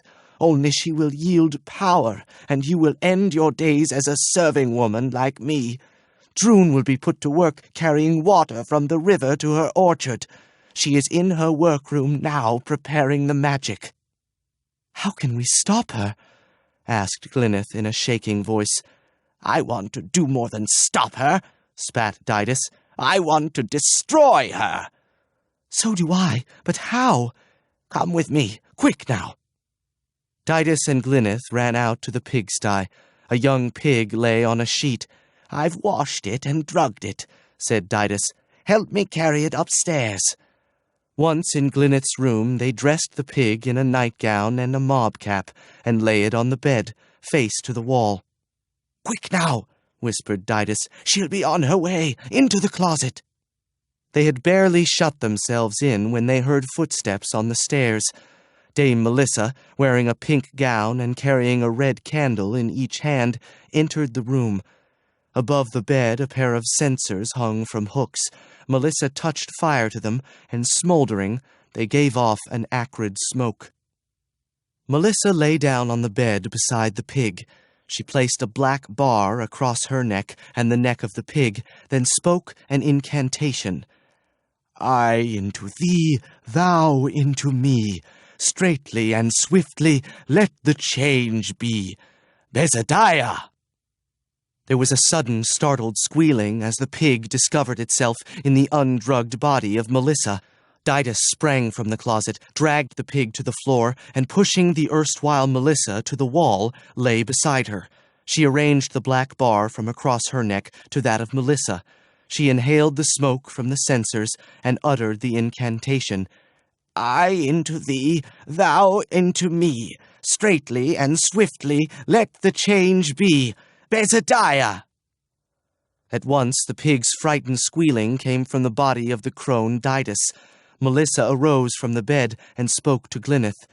Be calm, child. All is done. I am once more in my own body. I have been cheated of my youth and all my young years, and who can make restitution? But help me now. First we'll take the old Didas down to the sty, where at least it will feel secure. It is a sick old body, and soon will die. Poor pig, muttered Glyneth. They led the creature, once known as Didas, down to the sty and tied her to a post. Then, returning to the bedroom, they carried out the body of the pig, which was beginning to stir. Melissa tied it securely to a tree beside the cottage, then drenched it with a pan of cold water. At once the pig regained consciousness. It tried to speak, but its tongue and oral cavity made the sounds incomprehensible. It began to wail in terror and grief. "So there you are, witch," said the new Dame Melissa. "I don't know how I look to you through a pig's eyes, or how much you can hear through a pig's ear, but your witching days are at an end." Next morning, Glyneth awoke Drun with a report of the previous night's events. Drun felt somewhat aggrieved because of his exclusion from the affair, but held his tongue.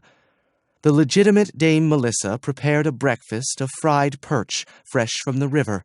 While Drun and Glyneth ate, the butcher's apprentice came to the door.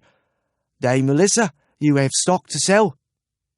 "True, quite true. A fine yearling sow, for which I have no need. You'll find her tied to a tree at the back. Ignore the strange sounds it makes. I'll settle accounts with your master on my next visit into town." "Exactly so, Dame Melissa. I noticed the animal as I arrived, and it seems in prime condition. With your permission, I'll be away and about my duties." The butcher's boy departed, and presently could be seen through the window, leading the squealing pig down the road. Almost immediately after, Glyneth said politely, "I think that we also had better be on our way, as we have far to go today." "You must do as you think best," said Dame Melissa. "There is much work to be done. Otherwise I would urge you to visit with me somewhat longer. One moment." She left the room and presently returned with a gold piece for Drun and another for Glyneth. "Please do not thank me. I am overcome with joy to know once more my own body, which has been so misused." For fear of disturbing the magic force resident in the old purse, they tucked the gold coins into the waistband of Drun's trousers. Then, bidding Dame Melissa farewell, they set off along the road. "Now that we're safely out of the forest, we can start to make plans," said Glyneth. "First we'll find a wise man, who will direct us to one even wiser, who will take us to the first sage of the kingdom, and he will chase the bees from your eyes. And then what? We shall learn what we can of princes and princesses, and which might have a son named Drun. If I can survive 7 years' bad luck, that will be enough." "Well then, one thing at a time. March now, forward, step, step, step. Ahead is the village, and if we can believe the signpost, its name is Woken." On a bench before the village inn, an old man sat whittling long yellow-white curls from a length of green alder. Glyneth approached him somewhat diffidently. "Sir, who is considered the wisest man in Woken?" The old man ruminated for the space required to shave 2 exquisitely curled shavings of alder wood. "I will vouchsafe an honest response.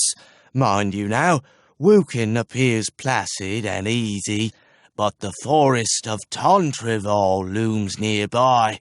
A dire witch lives a mile up the road and casts her shadow across Woken. The next village along the way is Lumoth, at a distance of 6 miles. Each of these miles is dedicated to the memory of the robber who only a week ago made that mile his own, under the leadership of Yanton Throatcut.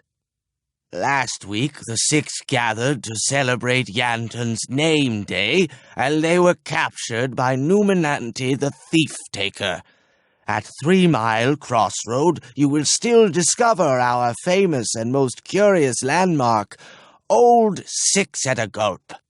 Directly north, barely outside the village, stands a set of dolmens, arranged to form the in-and-out maze, whose origin is unknown. In Wukin reside a vampire, a poison-eater, and a woman who converses with snakes. Wukin must be the most diverse village of Dahout. I have survived here 80 years. Do I then need to do more than declare myself the wisest man of Wukin? Sir, you would seem to be the man we seek. This boy is Prince Drun. Fairies sent golden bees to buzz circles in his eyes, and he is blind. Tell us who might cure him, or failing that, whom we might ask. I can recommend no one near at hand. This is fairy magic, and must be lifted by a fairy spell. Seek out Rodion, king of all fairies, who wears a green hat with a red feather. Take his hat, and he must do your bidding. How can we find King Rodion? Truly, it is most important. Even the wisest man of Wukin cannot rive that riddle. He often visits the great fairs, where he buys ribbons and teasels and other such kickshaws. I saw him once at Tinkwood Fair, a merry old gentleman riding a goat. Glyneth asked, Does he always ride a goat? Seldom. Then how does one know him? At fairs one finds merry gentlemen by the hundreds. The old man shaved a curl from his alder switch. There, admittedly, is the weak link in the plan, he said. Perhaps you might better be served by a sorcerer. There is Tamurello at Ferroli, and Quartz by Lullwater. Tamurello will demand a toilsome service, which might require a visit to the ends of the earth. Once more a flaw in the scheme. As for Quartz, he is dead.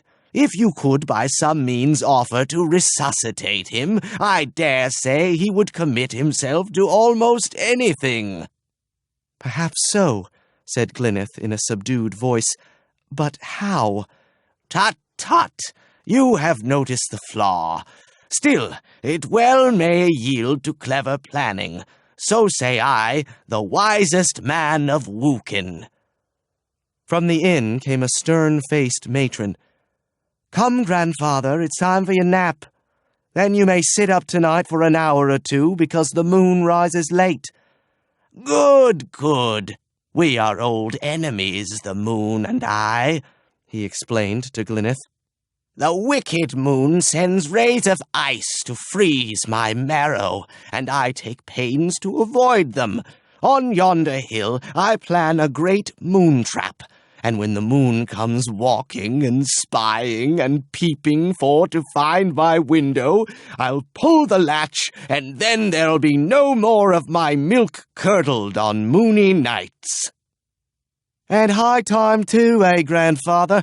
Well, bid your friends goodbye and come along to your nice neatsfoot soup.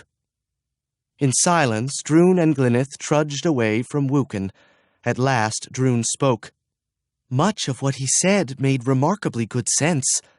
So it seemed to me, said Glyneth. Just beyond Wukin, the Mermile River swung to the south, and the road went through a land partly wooded, partly tilled to barley, oats, and cattle fodder. At intervals, placid farmsteads drowsed in the shade of oaks and elms, all built of the local grey trap and thatched with straw. Drun and Glyneth walked a mile, then another, meeting in all 3 wayfarers, a boy leading a team of horses, a drover with a herd of goats and a wandering tinker. Upon the fresh country air crept a taint, which grew stronger, first in breaths and whiffs, then in sudden and violent power, so heavy and rich that Glyneth and Droon stopped short in the road. Glyneth took Droon's hand. "Come, we'll move quickly and so be past the sooner." The two trotted along the road, holding their breaths against the stench. 100 yards further they came to a crossroad with a gallows to the side. A signboard pointing east-west, north-south read, Blandwallow 3, Tumby 2, Woken 3, Lumarth 3. From the gallows, gaunt across the sky, dangled 6 dead men. Glyneth and Droon hurried past, to stop short once more. On a low stump sat a tall, thin man with a long, thin face. He wore somber garments, but went hatless. His hair, dead black and straight, clung to his narrow scalp. Glyneth thought both the circumstances and the man somewhat sinister, and would have passed along the road with no more than a polite greeting, but the man lifted a long arm to stay them. "Please, my dears, what is the news from Woken? My vigil is now 3 days old, and these gentlemen died with uncommonly stiff necks." "We heard no news, sir, save that regarding the death of 6 bandits, which you must know." "Why are you waiting?" asked Droon with disarming simplicity. "Ha-wee!" The thin man contrived a thin, high-pitched chuckle. "A theory propounded by the savants asserts that every niche in the social structure, no matter how constricted, finds someone to fill it. I admit to a specialized occupation which, in fact, has not so much as acquired a name. Not to put too keen an edge on it, I wait under gallows until the corpse drops, whereupon I assume possession of the clothes and valuables. I find little competition in the field. The work is dull, and I will never become wealthy, but at least it is honest, and I have time to daydream." "Interesting," said Glyneth. "Good day, sir." "One moment." He appraised the still shapes above him. "I thought to have number 2 today for sure." He took up an implement which leaned against the gallows, a long pole with a forked end. He pressed the rope immediately above the knot and gave a vigorous shake. The cadaver hung as before. "My name, should you choose to know it, is Nehabot, and sometimes I am known as Nab the Narrow." "Thank you, sir, and now, if you don't mind, we'll be going." "Wait! I have an observation to make which you may find interesting. Yonder, number 2 in order, hangs old Tonker the carpenter, who drove 2 nails into his mother's head, stiff-necked to the end. Notice." He pointed with his pole, and his voice became somewhat didactic. "The purple bruise. This is usual and ordinary for the first 4 days. Then a crimson flush sets in, followed by this chalky pallor, which indicates that the object is about to descend. By these signals I judged Tonker ripe. Well, enough for today. Tonker will fall tomorrow, and after him Pilbane the dancer, who robbed along the highway for 13 years, and would have been robbing today had not Numinante the thief-taker discovered him asleep, and Pilbane danced one last jig. Next is Cam the farmer. A leper walked in front of his 6 fine milch cows at this very crossroads, and all 6 went dry. Since it is unlawful to shed a leper's blood, Cam drenched him with oil and set him ablaze. It is said the leper bounded from here to Lumarth using only 14 strides. Numinante read the law over rigorously, and now Cam dangles in mid-air. Number 6 on the end is Bosco, a chef of good repute. For many years he suffered the foibles of old Lord Tremoy. One day, in a spirit of mischief, he urinated into his lordship's soup. Alas, the deed was witnessed by 3 potboys and the pastry chef. Alas, there hangs Bosco. Glyneth, interested in spite of herself, asked, "And the next?" Nab the Narrow rapped the dangling feet with his pole. This is Periclaw, a robber with an extraordinary set of perceptions. He could stare at a likely prospect like this. Here Nab shot his head forward and fixed his eyes upon Droon. And like this. He turned the same penetrating glance upon Glyneth. In that instant, he was able to divine the place where his prospect carried his or her valuables, and a useful sleight it was. Nab gave his head a shake of regretful nostalgia for the passing of so marvelous a talent. Droon's hand crept to his neck to ensure the safety of his amulet. Almost without thinking, Glyneth touched her bodice, where she had hidden the magic purse. Nab the Narrow, still contemplating the cadaver, seemed not to notice. Poor Periclaw! Numinante took him in his prime, and now I wait for his garments. With anticipation, I may add. Periclaw dressed in only the best and demanded triple stitching.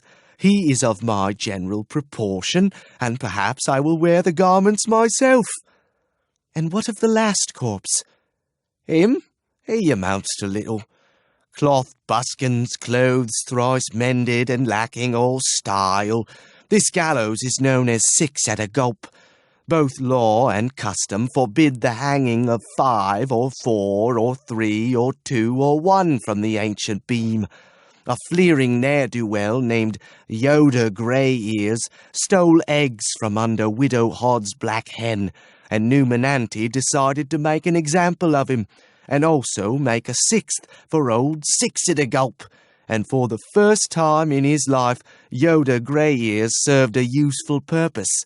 He went to his death, if not a happy man, at least a person whose life has yielded a final fulfillment.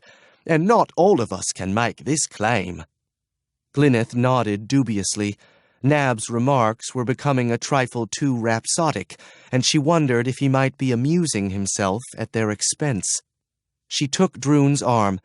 "Come along. It's still 3 miles to Lumarth." "A safe 3 miles, now that Numinante has swept so clean," said Nab the Narrow. "One last question. Can you direct us to a fair where wise men and magicians gather?" "Yes, indeed. 30 miles past Lumarth is the town Hazelwood, where they mark the Druid festivals with a fair. Be there in 2 weeks for Lugrasid of the Druids." Glyneth and Droon proceeded along the road. A half-mile they walked, then out from behind a blackberry thicket sprang a tall, thin robber. He wore a long black cloak, a black cloth over all his face save his eyes, and a flat-crowned black hat with an extremely broad brim. In his left hand he brandished a dagger on high. "Stand and deliver," he cried harshly, "else I slit your throats from ear to ear." He advanced on Glyneth, plunged his hand into her bodice, and seized the purse from its snug place between her breasts. Next he turned to Droon and flourished the dagger. "Your valuables, and with a will." "My valuables are no concern of yours." "But they are. I declare that I own the world and all its fruits. Whoever without leave uses my goods incurs my most furious wrath. Is this not justice?" Droon, bewildered, had no response. Meanwhile, the robber deftly lifted the amulet from his neck. "Pshaw, what is this? Well, we'll sort it out later. Go your ways now in humility, and be more careful in the future." Glyneth, grimly silent, and Droon, sobbing with rage, continued along the road. Behind them came a fleeing laugh. "Ha-wee!"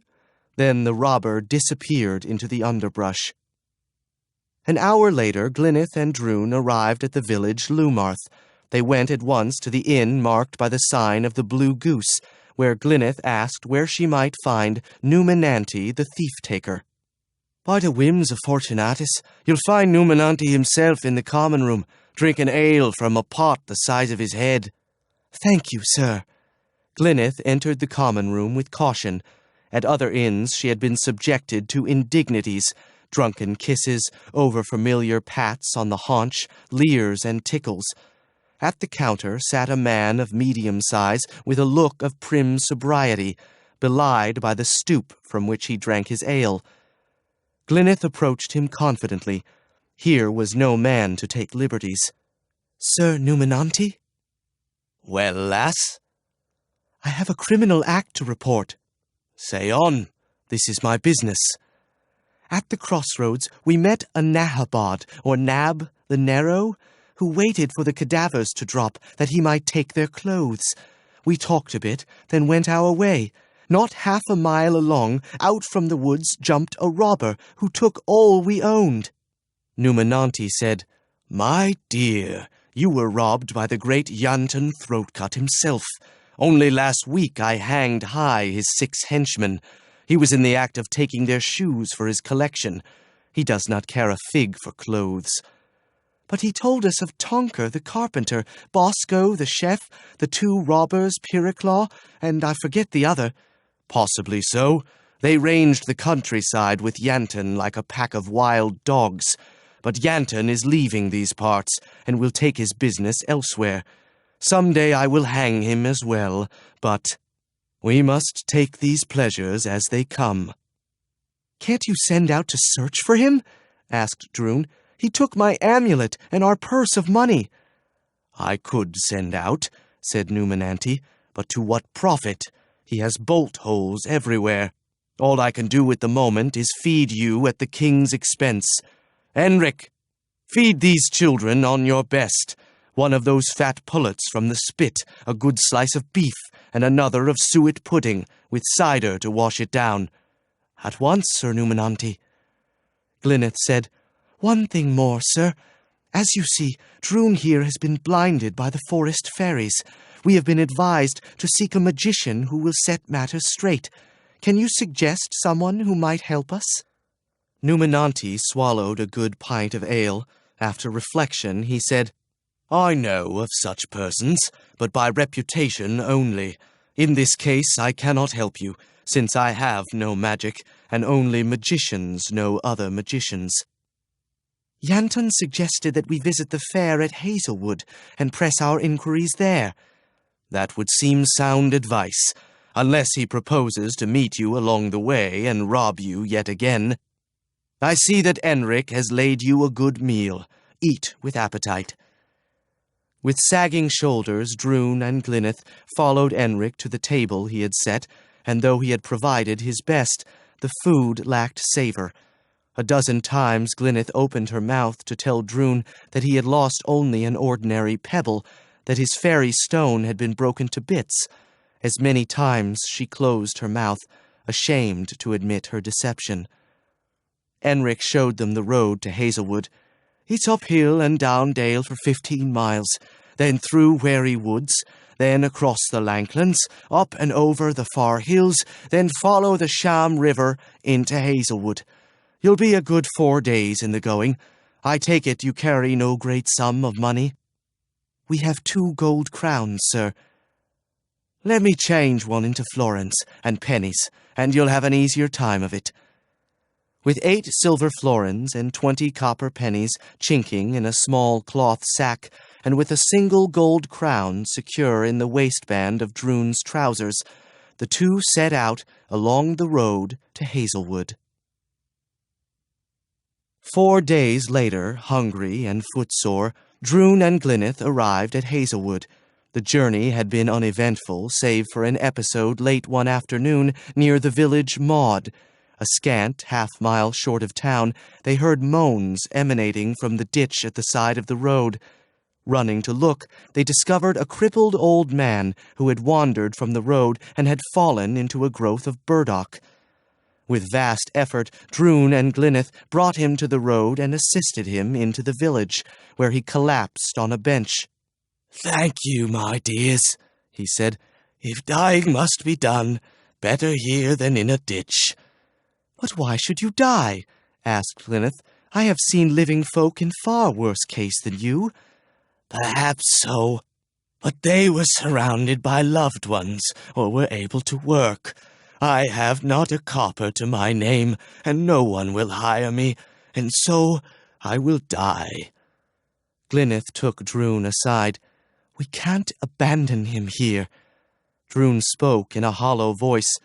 "We certainly can't take him with us." "I know. Even less could I walk away and leave him sitting here in despair." "What do you want to do? I know we can't help everyone we meet, but we can help this particular person." "The gold crown?" "Yes." Wordlessly, Droon worked the coin from his waistband and gave it to Glyneth. She took it to the old man. "This is all we can spare, but it will help you for a while." "My blessings on you both." Droon and Glyneth continued to the inn, only to discover that all the chambers were occupied. "The loft over the stable is full of fresh hay, and you may sleep there for a penny. And if you'll help me in the kitchen for an hour or so, I'll serve you your supper." In the kitchen, Droon shelled peas, and Glyneth scoured pots until the innkeeper rushed forward. "No more, no more. I can see my face in them now. Come, you've earned your supper." He took them to a table in the corner of the kitchen and served them first a soup of leeks and lentils, then slices of pork roasted with apples, bread and gravy, and a fresh peach apiece for dessert. They left the kitchen by way of the common room, where a great festivity seemed in progress. 3 musicians, with drums, a flageolet, and a double lute, played merry quicksteps. Looking through ranked onlookers, Glyneth discovered the old cripple to whom they had given the gold coin, now drunk and dancing a boisterous hornpipe with both legs flying through the air. Then he seized the serving wench, and the two danced an extravagant prancing cakewalk up and down the length of the common room, the old man with one arm around the serving wench and the other holding high a great pot of ale. Glyneth spoke to one of the bystanders. "Who is that old man? When I saw him last, he appeared to be crippled." "He's Ludolf the knave, and no more crippled than you or I. He'll saunter out of town, make himself comfortable beside the road. When a traveler passes, he starts to moan in pitiful fashion, and as like as not, the traveler helps him into town. Then Ludolf blithers and sniffs, and the traveler usually gives him a coin or two. Today he must have encountered a bashaw from the Indies." Sadly, Glyneth led Droon to the stable and up a ladder into the loft. Here she told Droon of what she had seen in the common room. Droon became furious. He gritted his teeth and drew back the corners of his mouth. "I despise liars and cheaters." Glyneth laughed mournfully. "Droon, we mustn't trouble ourselves. I won't say we've learned a lesson, because we might do the same thing again tomorrow. With many more precautions." "True, but at least we need not feel ashamed of ourselves." From Maud to Hazelwood, the road took them through a varied landscape of forest and field, mountain and valley, but they encountered neither harms nor alarms, and arrived in Hazelwood at noon on the 5th day out of Lumarth. The festival had not yet commenced, but already booths, pavilions, platforms, and other furniture of the fair were in the process of construction. Glyneth, holding tight to Droon's hand, appraised the activity. "It looks as if there will be more merchants than ordinary folk. Perhaps they'll all sell to each other. It's truly gay, with all the hammering and new bunting." "What is that delightful smell?" asked Droon. "It reminds me of how hungry I am." "About 20 yards to windward, a man in a white hat is frying sausages. I agree that the smell is tantalizing, but we have only 7 florins and a few odd pennies to our name, which I hope will keep us until somehow we can earn more money." "Is the sausage seller doing a brisk business?" "Not really." "Then let's try to win him some trade." "All very well, but how?" "With these." Droon brought out his pipes. "Very good idea." Glyneth led Droon close to the sausage seller's booth. "Now play," she whispered. Brave tunes, happy tunes, hungry tunes. Drun began to play, at first slowly and carefully. Then his fingers seemed to move of themselves and fairly flew over the stops, and from the instrument came a set of lovely skirling melodies. Folk stopped to listen. They gathered around the sausage seller's stand, and many bought sausages, so that the vendor became very busy. After a period, Glyneth approached the sausage seller. "Please, sir, may we too have sausages, since we are very hungry? After we eat, we'll play again." "That is a good bargain from my standpoint." The sausage seller fed them a meal of bread and fried sausages. Then Drun played once more, jigs and jump-ups, merry wind-arounds, reels and hornpipes, to set the heels to twitching and the nose to trembling along the aroma of frying sausages, until inside the hour the sausage seller had sold all his wares, whereupon Glyneth and Drun sidled inconspicuously away from the stand. In the shadow of a nearby van stood a tall young man with strong, wide shoulders, long legs, a long nose, and clear gray eyes. Lank, sand-colored hair hung to his ears, but he wore neither beard nor mustache. As Glyneth and Drun passed by, he stepped forward and accosted them. "I have enjoyed your music," he told Drun. "Where did you learn such sleight?" "It's a gift, sir, from the fairies of Thripsy She. They gave me the pipes, a purse of money, an amulet of bravery, and 7 years' bad luck. We've lost purse and amulet, but I still keep the pipes and the bad luck, which hangs on me like a bad smell." "Thripsy She is very far away in Lyonesse. How did you arrive here?" "We traveled through the great forest," said Glyneth. "Drun discovered some forest fairies. They were bathing and quite naked. They sent magic bees into his eyes, and now he can't see until we drive the bees away." "And how do you propose to do that?" "We have been advised to seek out Rodion, king of the fairies, and seize his hat, which will force him to do our bidding." "That is sound advice as far as it goes, but first you must find King Rodion, which is not at all simple." "He is said to frequent fairs, a merry gentleman in a green hat," said Glyneth. "That is something to start on." "Yes, indeed. Look, there goes one now, and here comes another."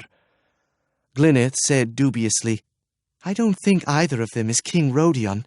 Certainly not the drunken man, even though he is the merrier of the two. In any case, we have other advice, to ask the aid of an arch-magician." "Again, the advice is easier spoken than acted upon. The magicians take pains to isolate themselves from what otherwise would be an endless stream of supplicants." Looking from one somber face to the other, he said, "Still, there may be a way to avoid these difficulties. Let me introduce myself. I am Dr. Fidelius. I travel the Hout in this van, which is drawn by 2 miraculous horses. The placard on the side explains my business." Glyneth read, "Dr. Fidelius, Grand Gnostic, Seer, Magician, Healer of Sore Knees. Mysteries analyzed and resolved, incantations uttered in known and unknown languages. Dealer in analgesics, salves, roborants, and despumatics. Tinctures to reveal nausea, itch, ache, gripe, scurf, buboes, canker. Sore knees a specialty." Glyneth, looking back to Dr. Fidelius, asked tentatively, "Are you truly a magician?" "Indeed I am," said Dr. Fidelius. "Watch this coin. I hold it in my hand, then presto, and hey, nonny, no! Where does the coin go?" "Into your other hand." "No, it is here on your shoulder. And look, here is another on your other shoulder. What do you say to that?" "Marvelous. Can you cure Drun's eyes?" Dr. Fidelius shook his head. "But I know a magician who can, and who, so I believe, will." "Wonderful. Will you take us to him?" Dr. Fidelius again shook his head. "Not now. I have urgent business in the Hout which must be done. Then I will visit Mergin the magician." Drun asked, Could we find this magician without your help? Never. The road is long and dangerous, and he guards his privacy well. Glyneth asked diffidently, Is your business in Dahout likely to take a very long time? That is hard to say. Sooner or later, a certain man will visit my van, and then... And then? I expect that we will visit Mergen the magician. Meanwhile, you shall join my company. Droon shall play the pipes to attract custom. Glyneth will sell salves, powders, and lucky charms, and I will watch the crowds. That is very generous of you, said Glyneth, but neither Droon nor I have skill in medicine. No matter, I am a mountebank. My medicines are useless, but I sell them cheap, and usually they work as well as if prescribed by Hyrkomos Lyonesse himself. Dismiss your qualms, if you have any. The profits are not large, but always we will eat good food and drink good wine, and when the rain falls, we shall be snug inside the van. Droon said glumly, I carry a fairy's curse of 7 years' bad luck. It may well infect you and your undertakings. Glyneth explained, Droon lived most of his life in a fairy castle until they cast him out with the curse on his head. Droon said, It was the imp Philael who brought it down on me, just as I departed the She. I would reflect it back on him if only I could. The curse must be lifted, declared Dr. Fidelius. Perhaps we should watch for King Rodion after all. If you are playing the fairy pipes, he'll be sure to step up close to listen. Then what? Asked Glyneth. You must seize his hat. He will roar and bluster, but in the end he will do your bidding. Glyneth frowningly considered the program. It seems rather rude to steal the hat of an utter stranger, she said. If I made a mistake, the gentleman will no doubt roar and bluster, and then chase me and catch me and give me a fine beating. Dr. Fidelius agreed. Of course, that is possible. As I pointed out, many merry gentlemen wear green hats. Still, King Rodion can be known by 3 signs. First, his ears show no lobes and are pointed at the top. Second, his feet are long and narrow, with long fairy toes. Third, his fingers are webbed like frog's feet and show green fingernails. Also, so it is said, when you stand close beside him, he gives off a waft, not of sweat and garlic, but of saffron and willow catkins. So, Glyneth, you must be ever on the alert. I will also be watching. And between us, we may well capture Rodion's hat. Glyneth hugged Droon and kissed his cheek. Do you hear that? You must play your best, and sooner or later King Rodion will wander by. Then it's off and away with 7 years' bad luck. Only good luck will bring him past. So I have 7 years to wait. By then I'll be old and crippled. Droon, you are ridiculous. Good music always defeats bad luck, and never forget it. I endorse that view, said Dr. Fidelius. Come with me now, both of you. We have a few changes to make. Dr. Fidelius took the 2 children to a merchant dealing in fine shoes and garments. At the sight of Droon and Glyneth, he threw his hands into the air. Into the back room with you. Servants set out tubs of warm water and sweet-scented Byzantine soap. Droon and Glyneth disrobed and washed away the grime and grit of travel. The servants brought them towels and chemises of linen. Then they were dressed in handsome new garments, blue trousers, a white shirt, and a nutmeg buff tunic for Droon, a frock of pale green lawn for Glyneth, and a dark green ribbon for her hair. Other garments were packed into a case and sent back to the van. Dr. Fidelius surveyed the 2 with approval. Where are the 2 ragamuffins? We have here a gallant prince and a beautiful princess. Glyneth laughed. My father was only a squire of Town Throckshaw in Ulfland, but Droon's father is a prince and his mother a princess. Dr. Fidelius's interest was aroused. Who told you this? He asked Droon. The fairies. Dr. Fidelius spoke slowly. If this is true, as well it may be, You are a very important person. Your mother may have been Suldrun, Princess of Lyonesse. I am sorry to say that she is dead. And my father? I know nothing of him. He is rather a mysterious figure. Thank you for listening to our audiobooks. We do our best to regularly upload quality books with clear narrations. Please subscribe to our channel and click the notification bell icon so we can bring you more great books. Thank you very much, and we hope you enjoyed listening to your audiobook.